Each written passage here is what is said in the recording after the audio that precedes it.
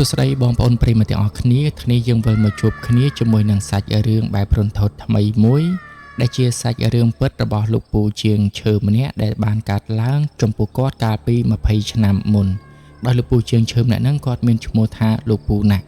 ដែលលោកពូណាក់គាត់បានរៀបរាប់ប្រាប់អំពីរឿងរ៉ាវដែលគាត់ធ្លាប់បានហែលឆ្លងអំឡុងពេល20ឆ្នាំមុនគឺជារឿងរ៉ាវដែលគួរឲ្យខ្លាចហើយក៏ចង់ចាំមិនភ្លេចដោយសារតែពេលនោះគាត់ទម្រាំតែអាចឆ្លងផុតពេលវេលាដ៏លំបាកមួយហ្នឹងធ្វើឲ្យគាត់ហ្នឹងស្ទើរតែខ្លាចទៅជាមនុស្សពាក់កណ្ដាលឈួតពាក់កណ្ដាលជាហើយគាត់ទម្រាំតែឆ្លងផុតពេលវេលាដ៏អាក្រក់ហ្នឹង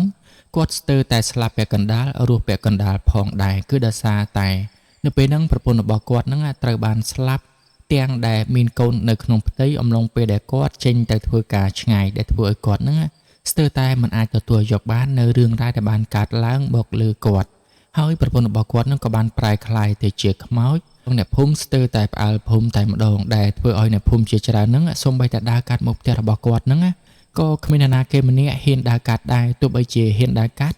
ក៏មិនហ៊ានដើរកាត់នៅពេលយប់ភាគច្រើនគឺហ៊ានដើរកាត់តែពេលថ្ងៃតែប៉ុណ្ណោះអញ្ចឹងដើម្បីចង់ដឹងថាតើបទពិសោធន៍ដ៏ជូរចត់និងឈឺចាប់របស់ពូណាក់ដែលគាត់បានឆ្លងកាត់ពេលវេលាកាលពី20ឆ្នាំមុននោះតើគាត់មានរឿងអ្វីខ្លះកើតឡើងទៅលើជីវិតរបស់គាត់ហើយតើប្រពន្ធរបស់គាត់នឹងស្លាប់ដោយសារតែមូលហេតុអ្វីបានប្រែក្លាយទៅជាខ្មោចលងអ្នកភូមិផ្អើលភូមិបែបនេះសូមចូលទៅស្ដាប់នៅជីវប្រវត្តិនិងរឿងរ៉ាវរបស់លោកពូណាក់ដែលជាលោកពូជាងឈើទាំងអស់គ្នាពូណាក់បានចាប់ផ្ដើមរៀបរាប់ថានៅក្នុងអំឡុងពេល25ឆ្នាំមុនគាត់បានផ្លាស់ប្ដូរទៅរស់នៅក្នុងភូមិមួយដែលនៅក្នុងភូមិមួយនោះភាគច្រើនគឺសិតតែជាចំការដូងហើយក៏សម្បូរទៅដោយទឹកព័ទ្ធជុំវិញផងដែរគឺដោយសារតែទឹកទាំងអស់នោះគេត្រូវស្រោចស្រពដើម្បីឲ្យចំការដូងរបស់គេហ្នឹងបន្តរស់រានមានជីវិតដើមដូងហ្នឹងក៏ដុះល្អផងដែរហើយគាត់បានធ្វើការផ្លាស់ប្ដូរទៅរស់នៅក្នុងភូមិមួយហ្នឹងជាមួយនឹងគេដែរដែលគាត់បានសាងសង់ផ្ទះមួយធ្វើពីឈើសុទ្ធរស់នៅជាមួយនឹងប្រពន្ធរបស់គាត់ម្នាក់ដែលមានឈ្មោះថានាងផានៅពេលដែលគាត់ផ្លាស់ប្ដូរទៅរស់នៅក្នុងភូមិមួយហ្នឹងកាពិតប្រពន្ធរបស់គាត់ហ្នឹងគឺចាប់ផ្ដើមមានទម្ងន់ទៅហើយអញ្ចឹងហើយបានជាលោកពូណាក់គាត់មិនសូវជាឲ្យប្រពន្ធរបស់គាត់ធ្វើការងារអ្វីធំដុំនោះទេត្រឹមតែជួយស្លោស្លុកអ្វីបន្តិចបន្តួចតែប៉ុណ្ណោះក្រៅតែពីហ្នឹងដោយសារតែគាត់ជាជាងឈើអញ្ចឹងការងាររបស់គាត់ភាគច្រើននៅផ្ទះដូច្នេះគាត់អាចជួយនៅកិច្ចការងារប្រពន្ធរបស់គាត់បានជាច្រើនកុំឲ្យនាងធ្វើការធ្ងន់ធ្ងរអាចនឹងប៉ះពាល់ទៅដល់កូននៅក្នុងផ្ទៃហើយការរស់នៅរបស់ពួកគាត់ទាំងពីរអ្នកប្តីប្រពន្ធហ្នឹងគឺភាគច្រើនអ្នកភូមិចូលចិត្តនិងរាប់អានព្រោះអីប្តីប្រពន្ធរបស់ពូណាក់ហ្នឹងគឺជាមនុស្សរស់រាយនិងចិត្តល្អអញ្ចឹងហើយបានជាអ្នកភូមិហ្នឹងស្រឡាញ់រាប់អានទោះបីជាពួកគាត់គឺជាចំណូលថ្មីក៏ដោយប៉ុន្តែអ្នកភូមិខ្លះហ្នឹងបានស្គាល់ពួកគាត់យ៉ាងឆាប់រហ័សណាមួយប្រពន្ធរបស់គាត់ហ្នឹងគឺមានសម្រស់ស្រស់ស្អាតដែលធ្វើឲ្យអ្នកភូមិហ្នឹងសរសើរគ្រប់គ្នាហើយការងាររបស់ពូណាក់ភាគច្រើនគាត់ធ្វើតុធ្វើទូសម្រាប់ប្រើប្រាស់ប្រចាំថ្ងៃឲ្យអ្នកភូមិនិងរបស់ចម្លាក់ធ្វើពីឈើមួយចំនួនផងដែរដែលធ្វើឲ្យជីវភាពរបស់គាត់ហ្នឹងកាន់តែប្រសើរទៅពីមួយថ្ងៃទៅមួយថ្ងៃហើយដោយសារតែភូមិដែលពូណាក់និងប្រពន្ធរបស់គាត់ចូលទៅរស់នៅហ្នឹងគឺជាភូមិដែលពោរពេញទៅដោយចំការដូងអញ្ចឹងសូម្បីតែផ្ទះរបស់ពូណាក់ហ្នឹងក៏សម្បូរដើមដូងផងដែរហើយនេះវាគឺជារឿងធម្មតានោះទេសម្រាប់ពូណាក់និងប្រពន្ធរបស់គាត់ហើយការរស់នៅរបស់ពូណាក់នៅក្នុងភូមិមួយនេះវាក៏គ្មានអ្វីចម្លែកពីអ្នកភូមិនឹងដែរគឺជីវភាពរបស់គាត់ក៏ប្រហាក់ប្រហែលជាមួយនឹងអ្នកភូមិប៉ុន្តែគ្រាន់តែគាត់រៀងមានភាពធូរធារជាងពួកគេបន្តិចដោយសារតែគាត់នឹងគឺជាមនុស្សឧស្សាហ៍ព្យាយាមនិងមានមុខរបរផ្ទាល់ខ្លួនពេលវេលាក៏ចេះតែរំលងពីមួយថ្ងៃទៅមួយថ្ងៃ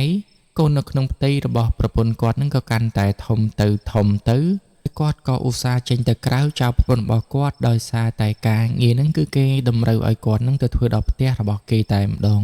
អញ្ចឹងនៅក្នុងខែខ្លះហ្នឹងពូណាក់គាត់ទៅបាត់រហូតដល់ទៅកន្លះខែនោះទើបតែគាត់ត្រឡប់មកវិញប៉ុន្តែមុនពេលដែលពូណាក់គាត់ចេញទៅណាហ្នឹងគាត់តែងតែផ្ដាំផ្ញើឲ្យអ្នកជិតខាងហ្នឹងជួយមើលថែប្រពន្ធរបស់គាត់ផងប៉ុន្តែកាលពីសម័យនោះផ្ទះរបស់ប្រជាជនហ្នឹងគឺមិនសូវជាមានភាពជិតគ្នាដោយកាលពីសម័យនេះនោះទេដោយសារតែចំនួនប្រជាជនមិនសូវច្រើនចំណែកឯដីហ្នឹងធំអញ្ចឹងហើយបានជារំលងផ្ទះមួយទៅផ្ទះមួយហ្នឹងស្ទើរតែស្រែកហៅគ្នាហ្នឹងក៏មិនឮដែរតែទោះបីជាណាក៏ដោយក៏គាត់តែងតែផ្ដាំផ្ញើលោកមេភូមិហើយនិងអ្នកភូមិជិតខាងហ្នឹងឲ្យជួយមើលប្រពន្ធរបស់គាត់ផងនៅពេលដែលគាត់មិននៅ ហើយដោយសារតែជីវភាពនឹងគាត់ក៏មិនអាចប្រកែកបានដែរមានតែចេញទៅក្រៅដើម្បីធ្វើការឲ្យគេតែប៉ុណ្ណោះព្រោះតែការដែលគាត់ចេញទៅក្រៅនោះគឺអាចឲ្យគាត់នឹងរកបានប្រាក់ច្រើនជាងពេលដែលគាត់ធ្វើការនៅក្នុងផ្ទះរហូតដល់គុណនឹង2គុណនឹង3ឯណោះអញ្ចឹងហើយដើម្បីឲ្យគាត់មានប្រាក់សម្រាប់ពេលដែលប្រពន្ធរបស់គាត់ឆ្លងទន្លេនឹងអញ្ចឹងហើយបានជាពលណៈគាត់ត្រូវតែបង្ខំចិត្តត្រូវទៅធ្វើការឆ្ងាយម្ដងម្កាលចាណាក៏ដោយនៅពេលដែលគាត់បញ្ចប់ពីការងាររបស់គាត់ហើយគាត់តែងតែប្រញាប់ត្រឡប់មកវិញទោះដល់ពេលវេលាចេះតែកន្លងទៅពីមួយខែទៅមួយខែពួករបស់នាងផាកាន់តែធំទៅធ្វើឲ្យពលណៈជាមួយនឹងនាងផានឹងសង្ឃឹមថាឆាប់នេះពួកគាត់នឹងបានឃើញសមាជិកថ្មីរបស់គាត់នឹងប្រសូតចេញមកហើយពួកគាត់គឺពិតជារងចាំពេលវេលានេះយ៉ាងអន្ទះសាប៉ុន្តែនៅថ្ងៃមួយនោះក៏ស្រាប់តែមានគ្រួសារមួយដែលជាគ្រួសារអ្នកមានគេល្បីឈ្មោះថាពួកអ្នកនឹងគាត់គឺជាជាងឈើដៃចំណានមួយមិនត្រឹមតែធ្វើតុកទូស្អាតនោះទេសម្បីតែចំណាក់ធ្វើពីឈើរបស់គាត់នឹងក៏ប្រណិតផងដែរនឹងមើលទៅល្អឥតខ្ចោះថែមទៀតអញ្ចឹងហើយបានជាគេមកជួលគាត់ដើម្បីឲ្យគាត់នឹងជួយទៅធ្វើតុកទូឬក៏ឆ្លាក់ឈើមួយចំនួនដើម្បីលម្អផ្ទះឲ្យគេហើយពូអ្នកនឹងគាត់ក៏មានចិត្តរែកដោយសារតែប្រពន្ធរបស់គាត់នោះពូរបស់នាងគឺកាន់តែធំពីមួយថ្ងៃទៅមួយថ្ងៃគាត់មិនដាច់ចិត្តទៅឆ្ងាយចោលនាងនោះទេប៉ុន្តែបើតាមរាប់មើលទៅថ្ងៃហ្នឹងឃើញថាទើបតែ8ខែជាងតែប៉ុណ្ណោះអញ្ចឹងអាចនៅសល់រហូតដល់ពេលវេលាច្រើនថ្ងៃទៀតទម្រាប់តែប្រពន្ធរបស់គាត់នឹងសម្រាលកូនប៉ុន្តែគាត់ក៏មានការព្រួយបារម្ភចំពោះពេលវេលាដែលនាងនៅម្នាក់ឯងហើយណាមួយគាត់មានការបារម្ភថានៅពេលដែលគាត់ទៅបាត់នឹងប្រពន្ធរបស់គាត់ធ្វើអ្វីដោយខ្លួនឯងអាចបណ្ដាលឲ្យប៉ះពាល់ទៅដល់កូនរបស់គាត់ដែលនៅក្នុងផ្ទៃនោះប៉ុន្តែដោយសារតែប្រពន្ធរបស់គាត់នឹងចង់ឲ្យប្តីនឹងសល់លុយខ្លះនៅពេលដែលគាត់សម្រាលកូនខ្លាចថាបន្ទាប់ពីសម្រាលហើយនឹងប្តីរបស់គាត់មិនសូវជាមានពេលរកប្រាក់អញ្ចឹងបើសិនជានៅពេលនេះតនឱកាសល្អគ្រួសារគេអ្នកមានមកជួលឲ្យប្រាក់គុណនឹង3ឯណោះអញ្ចឹងនាងក៏បានដេញប្តីនឹងឲ្យទៅធ្វើការទៅចំណែកឯនាងមិនបញ្ហាអ្វីនោះទេហើយបើតាមមើលទៅពេលវេលានឹងក៏មិនជាយូរដែរយ៉ាងច្រើនណាស់ត្រឹមតែ7-8ថ្ងៃតែប៉ុណ្ណោះអញ្ចឹងបើតាមរាប់មើលទៅថ្ងៃហ្នឹងក៏មិនទាន់ដល់ពេលដែលនាងសម្រាលដែរដូច្នេះនាងក៏បានយល់ព្រមឲ្យពូណៈហ្នឹងទៅជួយធ្វើការគេទៅមិនចាំបាច់ខ្វល់ពីនាងនោះទេនាងចេះមើលថែរក្សាខ្លួនឯងនិងកូនហើយណាមួយហ្នឹងផ្ទះដែលគេជួលគាត់ទៅនោះក៏មិនឆ្ងាយពីភូមិរបស់គាត់ប្រហែលដែរគឺនៅភូមិក្បែរនេះឯងបើសិនជាពេលណាដែលពូណៈគាត់មានអារម្មណ៍មិនស្រួលឬក៏គាត់នឹកនាប្រពន្ធរបស់គាត់គឺគាត់អាចវិលល្ងាចមកវិញបានចឹងហើយបានជាប្រពន្ធរបស់គាត់ប្រាប់ឲ្យគាត់ទៅចោះហើយគាត់ក៏បានយល់ព្រមទៅទាំងដែលចិត្តរបស់គាត់ហ្នឹងគឺមិនចង់ទៅឡើយប៉ុន្តែដោយសារតែឃើញថាប្រាក់ដែលគាត់បានសន្សំទុកនោះវាហាក់ដូចជាតិចតួចស្ដេចស្ដាងអញ្ចឹងគាត់មានតែបង្ខំចិត្តទៅចោលប្រពន្ធរបស់គាត់ប្រហែលថ្ងៃតែប៉ុណ្ណោះប៉ុន្តែគាត់នឹងឧស្សាហ៍មកមើលនាងរយៈពេល2ថ្ងៃម្ដងព្រោះអីវាក៏មិនឆ្ងាយពីផ្ទះរបស់គាត់ដែរហើយលើកទី1នៅពេលដែលពូណៈគាត់ទៅបាន2ថ្ងៃហ្នឹងគាត់បានត្រឡប់មកផ្ទះវិញដើម្បីមើលប្រពន្ធរបស់គាត់ម្ដងបន្ទាប់ពីគាត់សម្រាប់មកយប់ព្រឹកឡើងគាត់ក៏ចាប់ផ្ដើមចេញដំណើរទៅម្ដងទៀតប៉ុន្តែនៅថ្ងៃដែលពូណៈគាត់ចាប់ផ្ដើមចេញដំណើរទៅម្ដងទៀតនោះស្រាប់តែពេលល្ងាចឡើងហ្នឹងរឿងរ៉ាវចំណែកហ្នឹងបានកើតឡើងចំណែកហ្នឹងមិនមែនចំណែកអ្វីនោះទេគឺដោយសារតែមេឃហ្នឹងគឺធ្លាក់ភ្លៀងនឹងឯងប៉ុន្តែគ្រាន់តែភ្លៀងលើកនេះវារៀងខ្លាំងបន្តិចដែលធ្វើឲ្យពូណៈហ្នឹងគាត់មានការព្រួយបារម្ភខ្វល់ខ្វាយទៅដល់ប្រពន្ធរបស់គាត់ប៉ុន្តែកាលពីសម័យហ្នឹងมันងាយទេនៅក្នុងការធ្វើដំណើរនៅពេលយប់អញ្ចឹងគាត់ក៏មិនអាចត្រឡប់មកវិញនៅពេលយប់ដែរដោយសារតែពេលនោះផ្លូវក៏ពិបាកចំណែកឯភ្លើងតាមផ្លូវហ្នឹងក៏អត់មានអញ្ចឹងវាមិនងាយស្រួលនោះទេណាមួយមធ្យោបាយនៃការធ្វើដំណើរនោះកាន់តែយ៉ាប់ថែមទៀតព្រោះតែពូណៈហ្នឹងក៏គាត់មានតែកង់ចាស់មួយតែប៉ុណ្ណោះដែលដឹករបស់របរជាងឈើរបស់គាត់ហ្នឹងទៅតាមដល់ពេលដែលគាត់ទៅណាមកណាអញ្ចឹងហើយធ្វើឲ្យគាត់ហ្នឹងគឺមិនអាចធ្វើដំណើរត្រឡប់មកវិញនៅពេលយប់បាននោះទេបានត្រឹមតែអង្គុយបន់ស្រន់និងបារម្ភពីប្រពន្ធរបស់គាត់តែប៉ុណ្ណោះយ៉ាងណាក៏ដោយក៏គាត់បានបន់ស្រន់សូមឲ្យប្រពន្ធនិងកូនរបស់គាត់ដែលកំពុងតែនៅផ្ទះនោះមានសេចក្តីសុខចំណែកឯប្រពន្ធរបស់ពូណៈដែលជានាងផាឯនេះវិញហ្នឹងនៅពេលយប់ឡើងនៅពេលដែលនាងកំពុងតែនៅផ្ទះតែម្នាក់ឯងហ្នឹងស្រាប់តែមានភ្លៀងធ្លាក់យ៉ាងខ្លាំងហើយផ្ទះរបស់ពួកគាត់ដែលសាងសង់នោះគឺសាងសង់សម្រាប់តែរស់នៅបណ្ដោះអាសន្នសិនតែប៉ុណ្ណោះណាមួយប្រពន្ធរបស់គាត់មានពោះមិនពងអញ្ចឹងពូណៈគាត់អត់បានសាងសង់ផ្ទះខ្ពស់ផុតពីដីទេគឺគាត់សាងផ្ទះទៀមជាប់ដីនឹងតែម្ដងប៉ុន្តែគ្រាន់តែលើកឲ្យខ្ពស់ជាងដីធម្មតាបន្តិចដើម្បីកុំឲ្យពេលភ្លៀងមក វាធ្វើឲ្យទឹកហូរចូលធ្វើឲ្យទៅទឹកពេញផ្ទះអញ្ចឹងទោះបីជាភ្លៀងយ៉ាងណាក៏ដោយក៏ទឹកនឹងវាហូរវៀងមិនចូលទៅក្នុងផ្ទះរបស់ពូណាដែរទោះបីជាយ៉ាងណាក៏ដោយសម្រាប់នាងផាដែលជាមនុស្សស្រីមានផ្ទៃពោះហើយនៅផ្ទះតែម្នាក់ឯងស្របពេលដែលភ្លៀងខ្លាំងនិងខ្យល់បក់បោកគួរឲ្យខ្លាចបែបនេះនាងមានអារម្មណ៍ដូចជាមិនសូវស្រួលទាល់តែសោះប៉ុន្តែធ្វើយ៉ាងម៉េចបើជីវភាពវាទោះបីជាធូរធារជាងអ្នកភូមិទូទៅក៏ដោយប៉ុន្តែបើសិនជាមិនឲ្យប្តីចេញទៅរកប្រាក់ទេវាលំបាកនៅពេលដែលនាងមានផ្ទៃពោះនាងច្បាស់ជាមិនអាចធ្វើអ្វីបានឡើយចំណែកឯប្តីរបស់នាងវិញនៅតែ2នាក់ទៀតអញ្ចឹងគាត់ក៏ត្រូវតែបង់ការងាររបស់គាត់មិនអាចធ្វើការងារបានទៀតនោះទេដើម្បីមកជួយមើលនាងហើយបើសិនជាប្រាក់មិនគ្រប់គ្រាន់ទេអាចនឹងធ្វើឲ្យជីវភាពរបស់នាងហើយនឹងប្តីនឹងវាកាន់តែជួបការលំបាកហើយណាមួយនៅពេលដែលមានផ្ទៃពោះបែបនេះទៀតមិនដឹងថានឹងជួបជាមួយនឹងជំងឺឬក៏បញ្ហាអ្វីខ្លះនោះទេបើសិនជាគ្មានប្រាក់សម្រាប់សាគួរគ្រប់គ្រាន់ទេខ្លាចថានឹងមានបញ្ហាកើតឡើងចឹងឲ្យសុកចិត្តទ្រាំនៅផ្ទះម្នាក់ឯងដើម្បីឲ្យប្តីចេញទៅរកប្រាក់សម្រាប់ថ្ងៃសម្រាប់កូនប៉ុន្តែចៃដន្យអីដោយសារតែភ្លៀងខ្លាំងក៏មិនដឹងនាងភ័យពេកក៏មិនដឹងឬក៏មកពីចិត្តដល់ថ្ងៃនៃការសម្រាលក៏មិនដឹងនៅសុកនាងផាបែរជាមានអារម្មណ៍ឈឺពោះយ៉ាងខ្លាំងហាក់ដូចជាកំពុងតែចង់សម្រាលកូនចឹងទាំងដែលនៅខ្វះជាច្រើនថ្ងៃទៀតសោះដំបូងឡើយនាងផាគិតថាគ្រាន់តែឈឺអ៊ូលធម្មតាតែប៉ុណ្ណោះប៉ុន្តែយូរទៅកាន់តែមានអារម្មណ៍ឈឺពោះកាន់តែខ្លាំងទៅធ្វើឲ្យនាងផានឹងចាប់ផ្ដើមទ្រាំកាន់តែលែងបានស្របពេលដែលមេឃនោះកាន់តែភ្លៀងខ្លាំងខ្យល់កាន់តែបបោកដែលធ្វើឲ្យនាងទ្រាំលែងបានក៏សម្រេចចិត្តស្រែកហៅអ្នកភូមិផងចិត្តគ្នានឹងឲ្យមកជួយនាងផងព្រោះពេលនេះនាងមើលទៅប្រហែលជាចិត្តសម្រាលកូនទៅហើយប៉ុន្តែដោយសារតែភ្លៀងខ្លាំងផងខ្យល់បក់ខ្លាំងផងធ្វើឲ្យសំឡេងដែលនាងខំប្រឹងស្រែកហៅទាំងឈឺពោះគ្មានកម្លាំងស្រែកផងនោះធ្វើឲ្យអ្នកភូមិផងរបងជាមួយនឹងគឺមិនបានលឺនោះទេហើយណាមួយផ្ទះកាលពីចំនួននោះដីធំប៉ះដីចំការទៀតអញ្ចឹងផ្ទះរៀងឆ្ងាយពីគ្នាបន្តិចដែរតែធ្វើឲ្យពួកគេនឹងគឺកាន់តែមិនបានលឺអ្វីទាំងអស់មិនយូរប៉ុន្មាននាងផាកាន់តែឈឺពោះខ្លាំងទៅសូម្បីតែក្រោកដើរក៏ដើរមិនរួចដែរនាងក៏បានដេកនៅលើគ្រែព្យាយាមសម្រាលកូនតែម្នាក់ឯងស្របពេលដែលមាត់នោះក៏ចេះតែស្រែកហៅក្រែងលោថាមានអ្នកភូមិណាបានលឺនឹងមកជួយនាងមិនយូរប៉ុន្មានសំឡេងដែលស្រែកហៅទៅកាន់អ្នកភូមិឲ្យមកជួយនោះក៏ស្រាប់តែបាត់ឈឹងបន្ទាប់មកត្រឹមតែមួយសន្ទុះក្រោយមកទៀតភ្លៀងក៏ចាប់ផ្ដើមអន់ម្ដងបន្តិចរហូតដល់ដាច់ដំណក់ទឹកទាំងស្រុងតែម្ដងហើយយប់នេះក៏ត្រូវបានរំលងដោយគ្មានរឿងអ្វីកើតឡើងទាំងអស់ប៉ុន្តែនៅពេលវេលាព្រឹកឡើងចូលមកដល់នោះស្រាប់តែមានអ្នកភូមិម្នាក់ហ្នឹងដែលមានការចង់ពឹងពាក់ឬក៏ចង់ទៅរកប្តីរបស់នាងផាដែលជាពូណាក់ហ្នឹងត្រូវការរបស់របរប្រើប្រាស់នៅក្នុងផ្ទះដូចជាតុទូអីហ្នឹងអញ្ចឹងបានជាគេមករកគាត់ទាំងព្រឹកប៉ុន្តែនៅពេលដែលអ្នកភូមិមកដល់ផ្ទះរបស់គាត់ហ្នឹងស្រែកហៅទៅក៏គ្មានអ្នកណាឆ្លើយដែរធ្វើឲ្យគាត់នឹងចាប់ផ្ដើមមានអារម្មណ៍ចម្លែកនៅក្នុងចិត្តព្រឹកព្រលឹមបែបនេះតើពីអ្នកប្តីប្រពន្ធគេទៅណាអស់បាត់ហើយបានជាមិនមានសម្លេងឆ្លើយមកទាល់តែសោះប៉ុន្តែបើសិនជាពួកគាត់ទាំងពីរនាក់មិននៅផ្ទះអញ្ចឹងផ្ទះគួរតែចាក់សោពីខាងក្រៅប៉ុន្តែនេះបែរជាចាក់សោពីខាងក្នុងទៅវិញអញ្ចឹងមានន័យថាមានមនុស្សនៅក្នុងផ្ទះហើយអញ្ចឹងអ្នកភូមិម្នាក់នោះក៏ចេះតែស្រែកហៅបន្តទៀតប៉ុន្តែក៏នៅតែមិនមានសម្លេងឆ្លងឆ្លើយទាល់តែសោះស្រែកហៅរហូតដល់លោកមេភូមិនោះ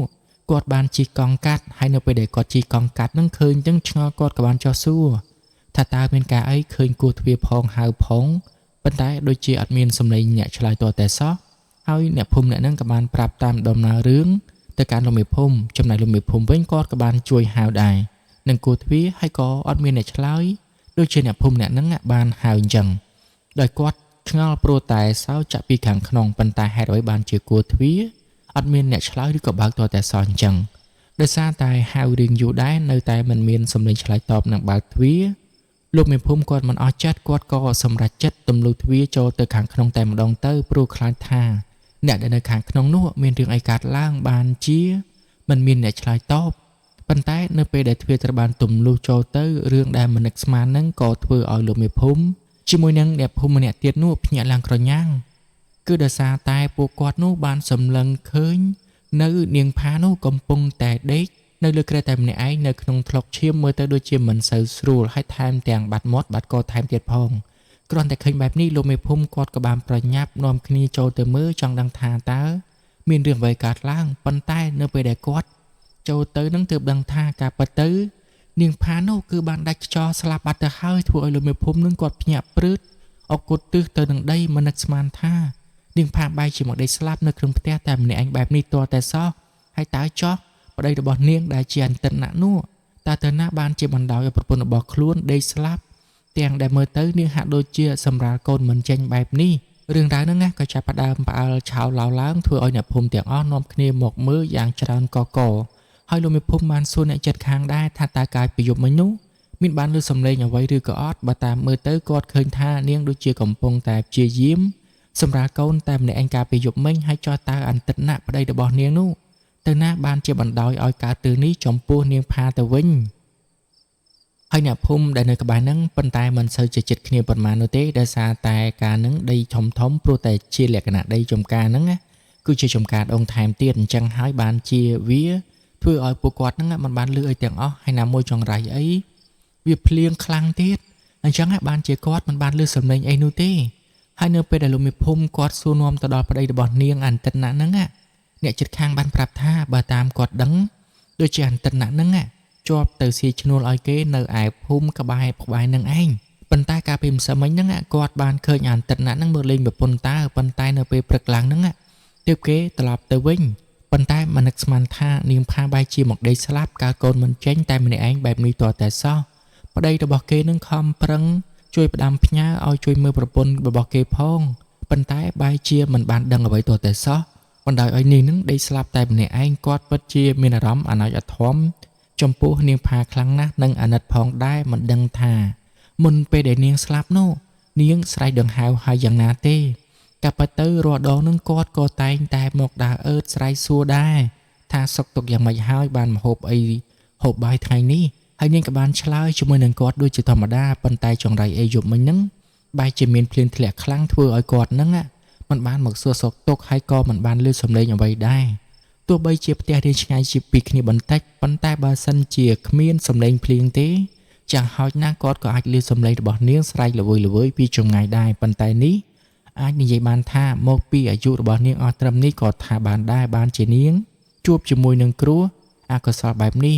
អ្នកភូមិផ្សេងទៀតក៏ដូចជាលោកមេភូមិដែរបានត្រឹមតែអាណិតតែប៉ុណ្ណោះរូបរាងស្រស់ស្អាតហើយតាមទាំងមានវ័យនៅក្មេងទៀតប៉ុន្តែបែរជាមកស្លាប់ទាំងអាយុខ្លីបែបនេះមិនគួរទាល់តែសោះទោះបីជាអ្នកភូមិក្បែរផ្ទះហ្នឹងដឹងថាពុណៈទៅស៊ីឈ្នួលគេក្បែរហ្នឹងព្រោះតែគាត់បានផ្ដាំផ្ញើហ្នឹងប៉ុន្តែពួកគេក៏មិនបានដឹងដែរថាគាត់ទៅស៊ីឈ្នួលផ្ទះមួយណាអញ្ចឹងបើសិនជាចាត់មនុស្សឲ្យទៅតាមពុណៈមកក៏មិនដឹងថាឲ្យគេនឹងទៅរកនៅផ្ទះណាដែរហេតុនេះគឺមានតែរងចាំទម្រាំតែពុណៈត្រឡប់មកវិញតែប៉ុណ្ណោះហើយសពរបស់នាងផាគឺមានតែដង្កល់ទុកនៅក្នុងផ្ទះសិនទៅព្រោះអីមិនអាចធ្វើការបូជាឬក៏យកទៅបញ្ចុះទាំងបែបនេះឡើយបើសិនជាមិនចឹងនោះទេនឹងធ្វើឲ្យពុណៈហ្នឹងគាត់មិនអស់ចិត្តរករឿងយើងជាមិនខានឲ្យគាត់មកឃើញសាកសពប្រពន្ធរបស់គាត់ដោយផ្ទាល់ភ្នែកសិនទៅដើម្បីឲ្យគាត់នោះអស់ចិត្តដូច្នេះលោកមេភូមិនិងអ្នកភូមិផ្សេងទៀតក៏បានឯកភាពគ្នាសម្រេចចិត្តដង្កល់សាកសពរបស់នាងផាហ្នឹងនៅក្នុងផ្ទះសិនប៉ុន្តែក៏មានមនុស្សយាមត្រឹមត្រូវដែរដើម្បីការពារកុំឲ្យមានរឿងហេតុភេទអ្វីអាក្រក់កើតឡើងចំពោះសាកសពរបស់នាងព្រោះតែសាកសពដែលបានស្លាប់ទាំងកូននៅក្នុងផ្ទៃបែបនេះហើយទុកចោលគ្មានអ្នកមើលទៀតច្បាស់ជាជួបគ្រោះធំជាមិនខានចឹងហើយបានជាលោកមេភូមិចាត់មនុស្សរហូតដល់ទៅ3-4នាក់នោះដើម្បីឲ្យជួយមើលព្រោះអីមនុស្សម្នាក់2នាក់គេមិនហ៊ាននៅមើលនៅយាមនោះទេដោយសារតែខ្មោចពស់ធំស្លាប់ទាំងបែបនេះគឺល្បីថាលងកាចសាហាវខ្លាំងណាស់អញ្ចឹងហើយបានជាត្រូវការគ្នាយ៉ាងហោចណាស់ក៏ចាប់ពី4នាក់ទៅដែរទើបពួកគេនឹងហ៊ាននៅយាមហើយបើសិនជាគ្មានអ្នកយាមក៏មិនល្អដែរមិនដឹងថាតើមានរឿងអ្វីកើតឡើងខ្លះអាចនឹងមានវិញ្ញាណខ្មោចអនាថាឬក៏ព្រៃអសុរកាយណាវាដឹងរឿងនេះវាអាចចូលមកក្នុងខ្លួនរបស់នាងក៏ថាបានដែរចឹងហើយត្រូវតែមានអ្នកមើលត្រឹមត្រូវមិនត្រឹមតែប៉ុណ្ណោះថែមទាំងត្រូវបានលោកអាចារ្យនឹងគាត់ក៏បានមកធ្វើពិធីតាមបែបសាសនាយ៉ាងត្រឹមត្រូវផងដែរមិនអាចចេះតែទុកសាកសពចោលទាំងបែបនាងនោះទេប៉ុន្តែជារឿងអកុសលមួយដោយសារតែខ្មោចរបស់នាងផានោះគឺជាខ្មោចពស់ធំដែលស្លាប់ទាំងមានកូននៅក្នុងផ្ទៃអញ្ចឹងធ្វើឲ្យខ្មោចរបស់នាងនឹងកើកាយសាហាវចាប់ផ្ដើមចេញលងអ្នកភូមិនឹងតាំងពីយប់ដំបូងនឹងមកម្លេះហើយលើដំបូងឡើយនឹងគឺលងអ្នកដែលនៅយាមទាំង4នាក់នឹងតែម្ដងដោយពួកគេនឹងកំពុងតែអង្គុយផឹកស្រានៅលើគ្រែ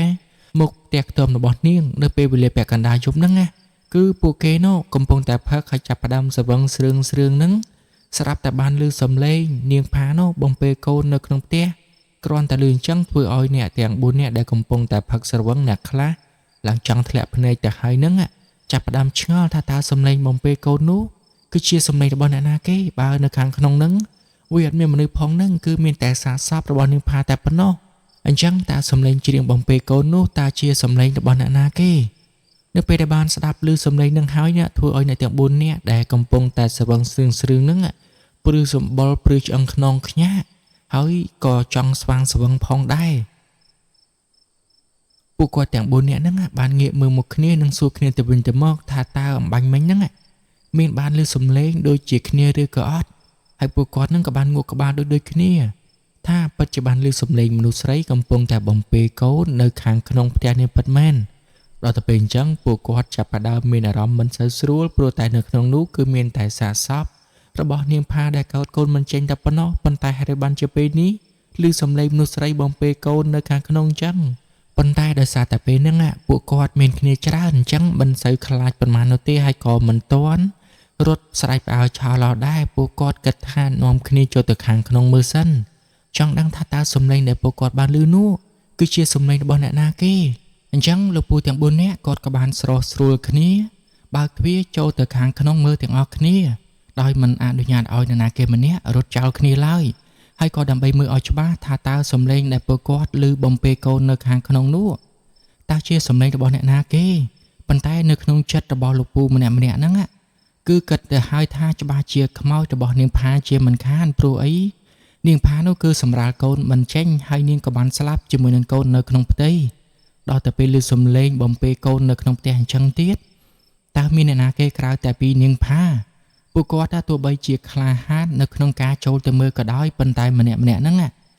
ដៃឡើងញ័រទៅត្រើកតែម្ដងមិនចង់ទាំងហ៊ាននឹងបើកទ្វារផងបែរទោះបីជាដៃរបស់ពួកគាត់បើកទ្វារចូលទៅខាងក្នុងប៉ុន្តែជើងវិញគឺតម្រង់រតែរត់ចេញមកខាងក្រៅតែប៉ុណ្្នឹងឯងបន្ទាប់មកទ្វារក៏ត្រូវបានបើកម្ដងបន្តិចហើយលោកអ៊ំទាំង4នាក់នោះគឺអោបគ្នាឡើងជាប់ព្រោះតែខ្លាចថាមានអ្នករត់ចោលគ្នាទាំងដែលខ្លួននឹងកំពុងតែស្រវឹងស្រឿងទាំង4នាក់បន្ទាប់ពីទ្វារត្រូវបានបើកសន្សឹមទៅពួកគាត់ក៏បានអើតមើលទៅខាងក្នុងហើយសំឡេងបំពេកូននោះក៏ស្រាប់តែបាត់ទៅវិញដូចជាគេបេះអញ្ចឹងហើយនៅពេលដែលលោកអ៊ំលោកពូទាំង4នាក់នោះគាត់កំពុងតែភ័យព្រលឹងនៅចុងសក់និងបើកទ្វារយ៉ាងពេញទំហឹងដើម្បីមើលឲ្យច្បាស់ប៉ុន្តែបែរជាមិនបានឃើញអ្វីទាំងអស់ក្រៅតែពីសាកសពរបស់នាងផាដែលកំពុងតែត្រូវបានចងជាមួយនឹងខ្សែអំបោះពណ៌សរុំជាមួយនឹងដៃរបស់នាងឲ្យសំពះហើយនឹងភ្លើងទៀនដុតនៅខាងក្នុងភ្លើងទៀននោះគឺឆេះអស់ពាក់កណ្ដាលទៅហើយលោកអាចារ្យហ្នឹងគាត់បានរៀបចំសាកសពនេះយ៉ាងត្រឹមត្រូវមុនពេលដែលគាត់ចាក់ចេញទៅហើយគាត់ថែមទាំងបានផ្ដាំផ្ញើឲ្យលោកអ៊ំលោកពូទាំង4នាក់ហ្នឹងមើលឲ្យបានល្អកុំឲ្យមានសត្វឆ្មាឬក៏សត្វអីចូលទៅក្នុងព្រះបដាឲ្យសោះជាពិសេសគឺសត្វឆ្មាតែម្ដងបើសិនជាពួកគាត់ផឹកស្រវឹងត្រូវតែបិទទ្វារបិទបង្អួចឲ្យចិត្តកុំឲ្យឆ្មាហ្នឹងវាលូនចូលបង្កឲ្យទៅជាមានរឿងមួយដ៏ធំកើតឡើងនៅក្នុងភូមិមួយនេះប៉ុន្តែនៅពេលដែលលោកពូទាំង4នាក់គាត់បើកមើលទៅនឹងឃើញថាអ្វីៗគ្រប់យ៉ាងនឹងគឺនៅល្អដូចដើមអត់មានរឿងអ្វីកើតឡើងនោះទេក៏ពីការគិតរបស់ពួកគាត់ទាំងស្រុងដោយម្នាក់ហ្នឹងគឺស្រមៃនៅក្នុងចិត្តថានៅពេលដែលពួកគាត់បើកទៅច្បាស់ជាបានឃើញនាងផាកំពុងតែ3កូនរបស់នាងបំពេឲ្យវាដេកអញ្ចឹងហើយបានជាពួកគាត់នោះជើងម្នាក់ហ្នឹងរកតែរត់ចេញមកខាងក្រៅតែប៉ុណ្ណោះប៉ុន្តែដល់តែពេលឃើញអញ្ចឹងវិញធ្វើឲ្យពួកគាត់នឹងរៀងមានអារម្មណ៍ថាធូរទ្រូងបន្តិចប៉ុន្តែពួកគាត់ក៏នៅតែឆ្ងល់ដែរថាតើសំឡេងមនុស្សស្រីបំពេកូនអំបញ្ញមិញនោះអញ្ចឹងថាជាសំឡេងរបស់អ្នកណាគេបើសិនជាសាសសរបស់នាងផានឹងនៅដដែលមិនមានកម្រើកឬក៏មិនមានប្រែប្រួលអ្វីទាំងអស់ដល់ទៅពេលអញ្ចឹងពួកគាត់ក៏មិនដឹងថាធ្វើបែបណាដែរគឺមានតែបិទទ្វារវិញថ្នមនិងនាំគ្នាមកអង្គុយលើគ្រែមុខផ្ទះកន្លែងចាស់តែប៉ុណ្្នឹងឯងហើយក៏បាននិយាយគ្នាអំពីអ្វីដែលពួកគាត់បានឮទាំងអស់គ្នាអំបញ្ញមិញហ្នឹងប៉ុន្តែគ្រាន់តែពេលដែលចូលទៅអត់ឃើញអញ្ចឹងក៏គ្មាននរណាម្នាក់ហ៊ាននិយាយអះអាងឲ្យប្រកាស 100% ថាអំបញ្ញមិញហ្នឹងពួកគាត់ត្រូវបានខ្មោចរបស់នាងលងដែរអញ្ចឹងគឺមានតែនាំគ្នាអង្គុយមើលមុខគ្នានិងបន្តផឹកស៊ីបន្តទៅទៀតតែប៉ុណ្្នឹងឯងក៏គ្មានរឿងអ្វីកើតឡើងបន្តទៅទៀតដែរចាប់តាំងពីពេលនឹងមកពួកគាត់បានបន្ត អង្គុយផឹករហូតដល់ទៅអ្នកខ្លះហ្នឹងដេកលក់មិនដឹងខ្លួនព្រោះតែស្វឹងជោគជាំលុះដល់តែពេលព្រឹកឡើងនោះទើបមានមនុស្សមួយចំនួននាំគ្នាមកមើលបន្តពីលោកអ៊ំលោកពូទាំង4នាក់បន្តទៀតចំណែកឯនេះណានោះវិញដោយសារតែគ្មានអ្នកណាគេម្នាក់បានដឹងថាគាត់ហ្នឹងទៅធ្វើការឲ្យផ្ទះមួយណាអញ្ចឹងគ្មានអ្នកណាគេហ៊ានទៅតាមគាត់នោះទេគឺមានតែរងចាំទម្រាំតែដល់ថ្ងៃដែលគាត់ត្រឡប់មកវិញតែប៉ុណ្ណោះហើយទម្លាប់របស់នាយណាហ្នឹងពីថ្ងៃគាត់នឹងមកលេងនឹងមកមើលប្រពន្ធរបស់គាត់ម្ដងអញ្ចឹងក៏ដល់ពេលវេលាដែលគាត់ត្រូវមកពេលនោះគឺគាត់មកនៅពេលល្ងាចដោយសារតែពេលបន្ទាប់ពីគាត់បញ្ចប់ពីការងារហើយហ្នឹងគាត់ប្រញាប់មករកប្រពន្ធរបស់គាត់នឹងឯងដូចជារាល់ដងអញ្ចឹងហើយនៅពេលដែលគាត់មកវិញនោះស្រាប់តែពុណាគាត់ចាប់អារម្មណ៍ថាឃើញនៅមុខផ្ទះរបស់គាត់នឹងមានមនុស្សជាច្រើនហើយមិនត្រឹមតែប៉ុណ្ណោះហាក់ដូចជាកំពុងតែរៀបចំធ្វើពិធីបុណ្យថែមទៀតប៉ុន្តែគ្រាន់តែវាមិនទាន់មានភាពអធិកអធមឬក៏ចំជាលក្ខណៈពិធីបុណ្យត្រឹមតែប៉ុណ្ណោះគឺអញ្ចឹងធ្វើឲ្យពុណានឹងគាត់ហាក់ដូចជាឆ្ងល់ពីចម្ងាយឆ្នៃពុណាគាត់ក៏បានប្រញាប់សម្ដៅចូលទៅផ្ទះរបស់គាត់ប៉ុន្តែគ្រាន់តែគាត់ទៅដល់មុខផ្ទះភ្លាមនោះស្រាប់តែអ៊ំប្រុសម្នាក់ដែលកំពុងតែនៅមុខផ្ទះហ្នឹងបានដើរមករកពុណានិងនិយាយទៅកាន់ពុណាយ៉ាងខ្សឹកខ្សួលថាក្មួយអើយកាត់ចិត្តកាត់ថ្លើមទៅព្រោះតែគ្មាននរណាគេម្នាក់ចង់ជួបជាមួយនឹងរឿងរ៉ាវបែបនេះនោះទេអាចថាជាកម្មពៀឬក៏ជាវាសនារបស់គ្នាទៅចោះគ្រាន់តែលឺអញ្ចឹងធ្វើឲ្យពុណាគាត់ចាប់ផ្ដើមមានអារម្មណ៍ភ័យបេះដូងរបស់គាត់ក៏ចាប់ដើមលូតញាប់មិនដឹងថាអ៊ំប្រុសម្នាក់នោះគាត់ចង់និយាយពីអ្វីនោះទេហើយប្រពន្ធរបស់គាត់នៅតែម្នាក់ឯងទៀតតើមានរឿងអ្វីកើតឡើងចំពោះនាងបានជាមានអ្នកភូមិជាច្រើនមកផ្ទះរបស់គាត់ហើយបែរជាអ៊ំប្រុសម្នាក់មកនិយាយអញ្ចឹងមិនអស់ចិត្តគាត់ក៏បានប្រញាប់រត់ចូលទៅក្នុងផ្ទះរបស់គាត់ភ្លាមហើយនៅពេលដែលគាត់រត់ចូលទៅដល់ភ្លាមនោះការព្រួយបារម្ភនៅក្នុងចិត្តរបស់គាត់ក៏ចាប់ផ្ដើមបង្ហាញឲ្យឃើញគឺពូណាហ្នឹងគាត់បានឃើញនាងផាដែលជាប្រពន្ធរបស់គាត់ហ្នឹងកំពុងតែដេកនៅលើគ្រែដែលជាសាកសពបាត់ទៅហើយគឺឃើញដៃរបស់នាងសំពះជាមួយនឹងខ្សែអំបោះដែលគេចងជាមួយនឹងធូបប្រមាណដើមរួចជាស្រេចឃើញបែបនេះគាត់មិនទាន់ជឿនឹងភ្នែកនោះទេគាត់គិតថាវាគឺជាការយល់សប្តិគាត់ស្ទើរតែមិនជឿថារឿងនេះបែរជាអាចកើតឡើងបានមិនអស់ចិត្តគាត់ក៏បានទៅអង្រុនដាស់នាងផាដែលជាប្រពន្ធនោះឲ្យក្រោកឡើងប៉ុន្តែអ្នកភូមិដែលនៅទីហ្នឹងក៏បានប្រញាប់នាំគ្នាទៅជួយចាប់និងបានប្រាប់ឲ្យគាត់នោះសម្រួលអារម្មណ៍មួយកុំរំជួលចិត្តពេកអីប៉ុន្តែទោះបីជាយ៉ាងណាក៏ដោយក៏ពុណានោះគាត់មិនអាចទទួលយកបាននោះទេអ្វីដែលកើតឡើងចំពោះគាត់នឹងវាហាក់ដូចជាមិនមែនជាការពិតពុណាគាត់មិនអស់ចិត្តឡើយគាត់បានជាយាមដាក់ប្រពន្ធរបស់គាត់ឲ្យភ្ញាក់ដឹងខ្លួនឡើងគាត់បានអោបបណ្ដើរនិងយំបណ្ដើរពុណាគឺមានការបន្ទោសខ្លួនឯងជាខ្លាំងហេតុអ្វីបានជាប្រពន្ធរបស់គាត់ប្រែคล้ายទៅជាបែបនេះតើមានរឿងអ្វីកើតឡើងចំពោះនាងបានជានាងនៅសក់បែរជាស្លាប់អញ្ចឹងហើយពុណាគាត់ក៏បានបែរមកសួរលោកមេភូមិដែលនៅក្បែរនោះលោកមេភូមិនឹងគាត់បានរៀបរាប់ប្រាប់តាមដំណើររឿងដែលបានកើតឡើងទាំងអស់ហើយក៏បានបញ្ជាក់ថែមទៀតថាសពប្រពន្ធរបស់ឯងហ្នឹងគឺអ្នកភូមិមិនទាន់ហ៊ានយកទៅបញ្ចុះឬក៏បូជានោះទេព្រោះអីយើងចាំឯងត្រឡប់មកវិញសិនទើបឲ្យឯងនឹងឃើញឲ្យអស់ចិត្តដើម្បីកុំឲ្យឯងនឹងបន្ទោសពួកយើងថាពួកយើងនោះមិនបានឲ្យឯងនឹងឃើញប្រពន្ធរបស់ឯងជាលើកចុងក្រោយចំណែកពុណានេះវិញគាត់ដល់ទៅពេលបានដឹងរឿងអញ្ចឹងធ្វើឲ្យគាត់មានការស្ដីបន្ទោសទៅលើខ្លួនឯងជាខ្លាំងហេតុអ្វីបានជាពេលហ្នឹងគាត់បែរជាទៅចោលប្រពន្ធរបស់គាត់ហើយតើពេលដែលនាងកំពុងតែត្រូវការជំនួយនោះតើនាងមានការភ័យខ្លាចយ៉ាងណាតើនាងមានការជឿចាប់យ៉ាងណាហើយតើនាងចង់ឲ្យគាត់នៅក្បែរនាងប៉ុណ្ណាទៅប៉ុន្តែគាត់បែរជាមិនបានដឹងរឿងអ្វីទាំងអស់បែរជានៅឆ្ងាយពីនាងបណ្ដោយឲ្យនាងស្លាប់តែម្នាក់ឯងអញ្ចឹងពុណាគាត់យំយ៉ាងខ្លាំងហើយគាត់ក៏មានការស្ដីបន្ទោសស្ទើរតែសម្លាប់ខ្លួនឯងថែមទៀតផង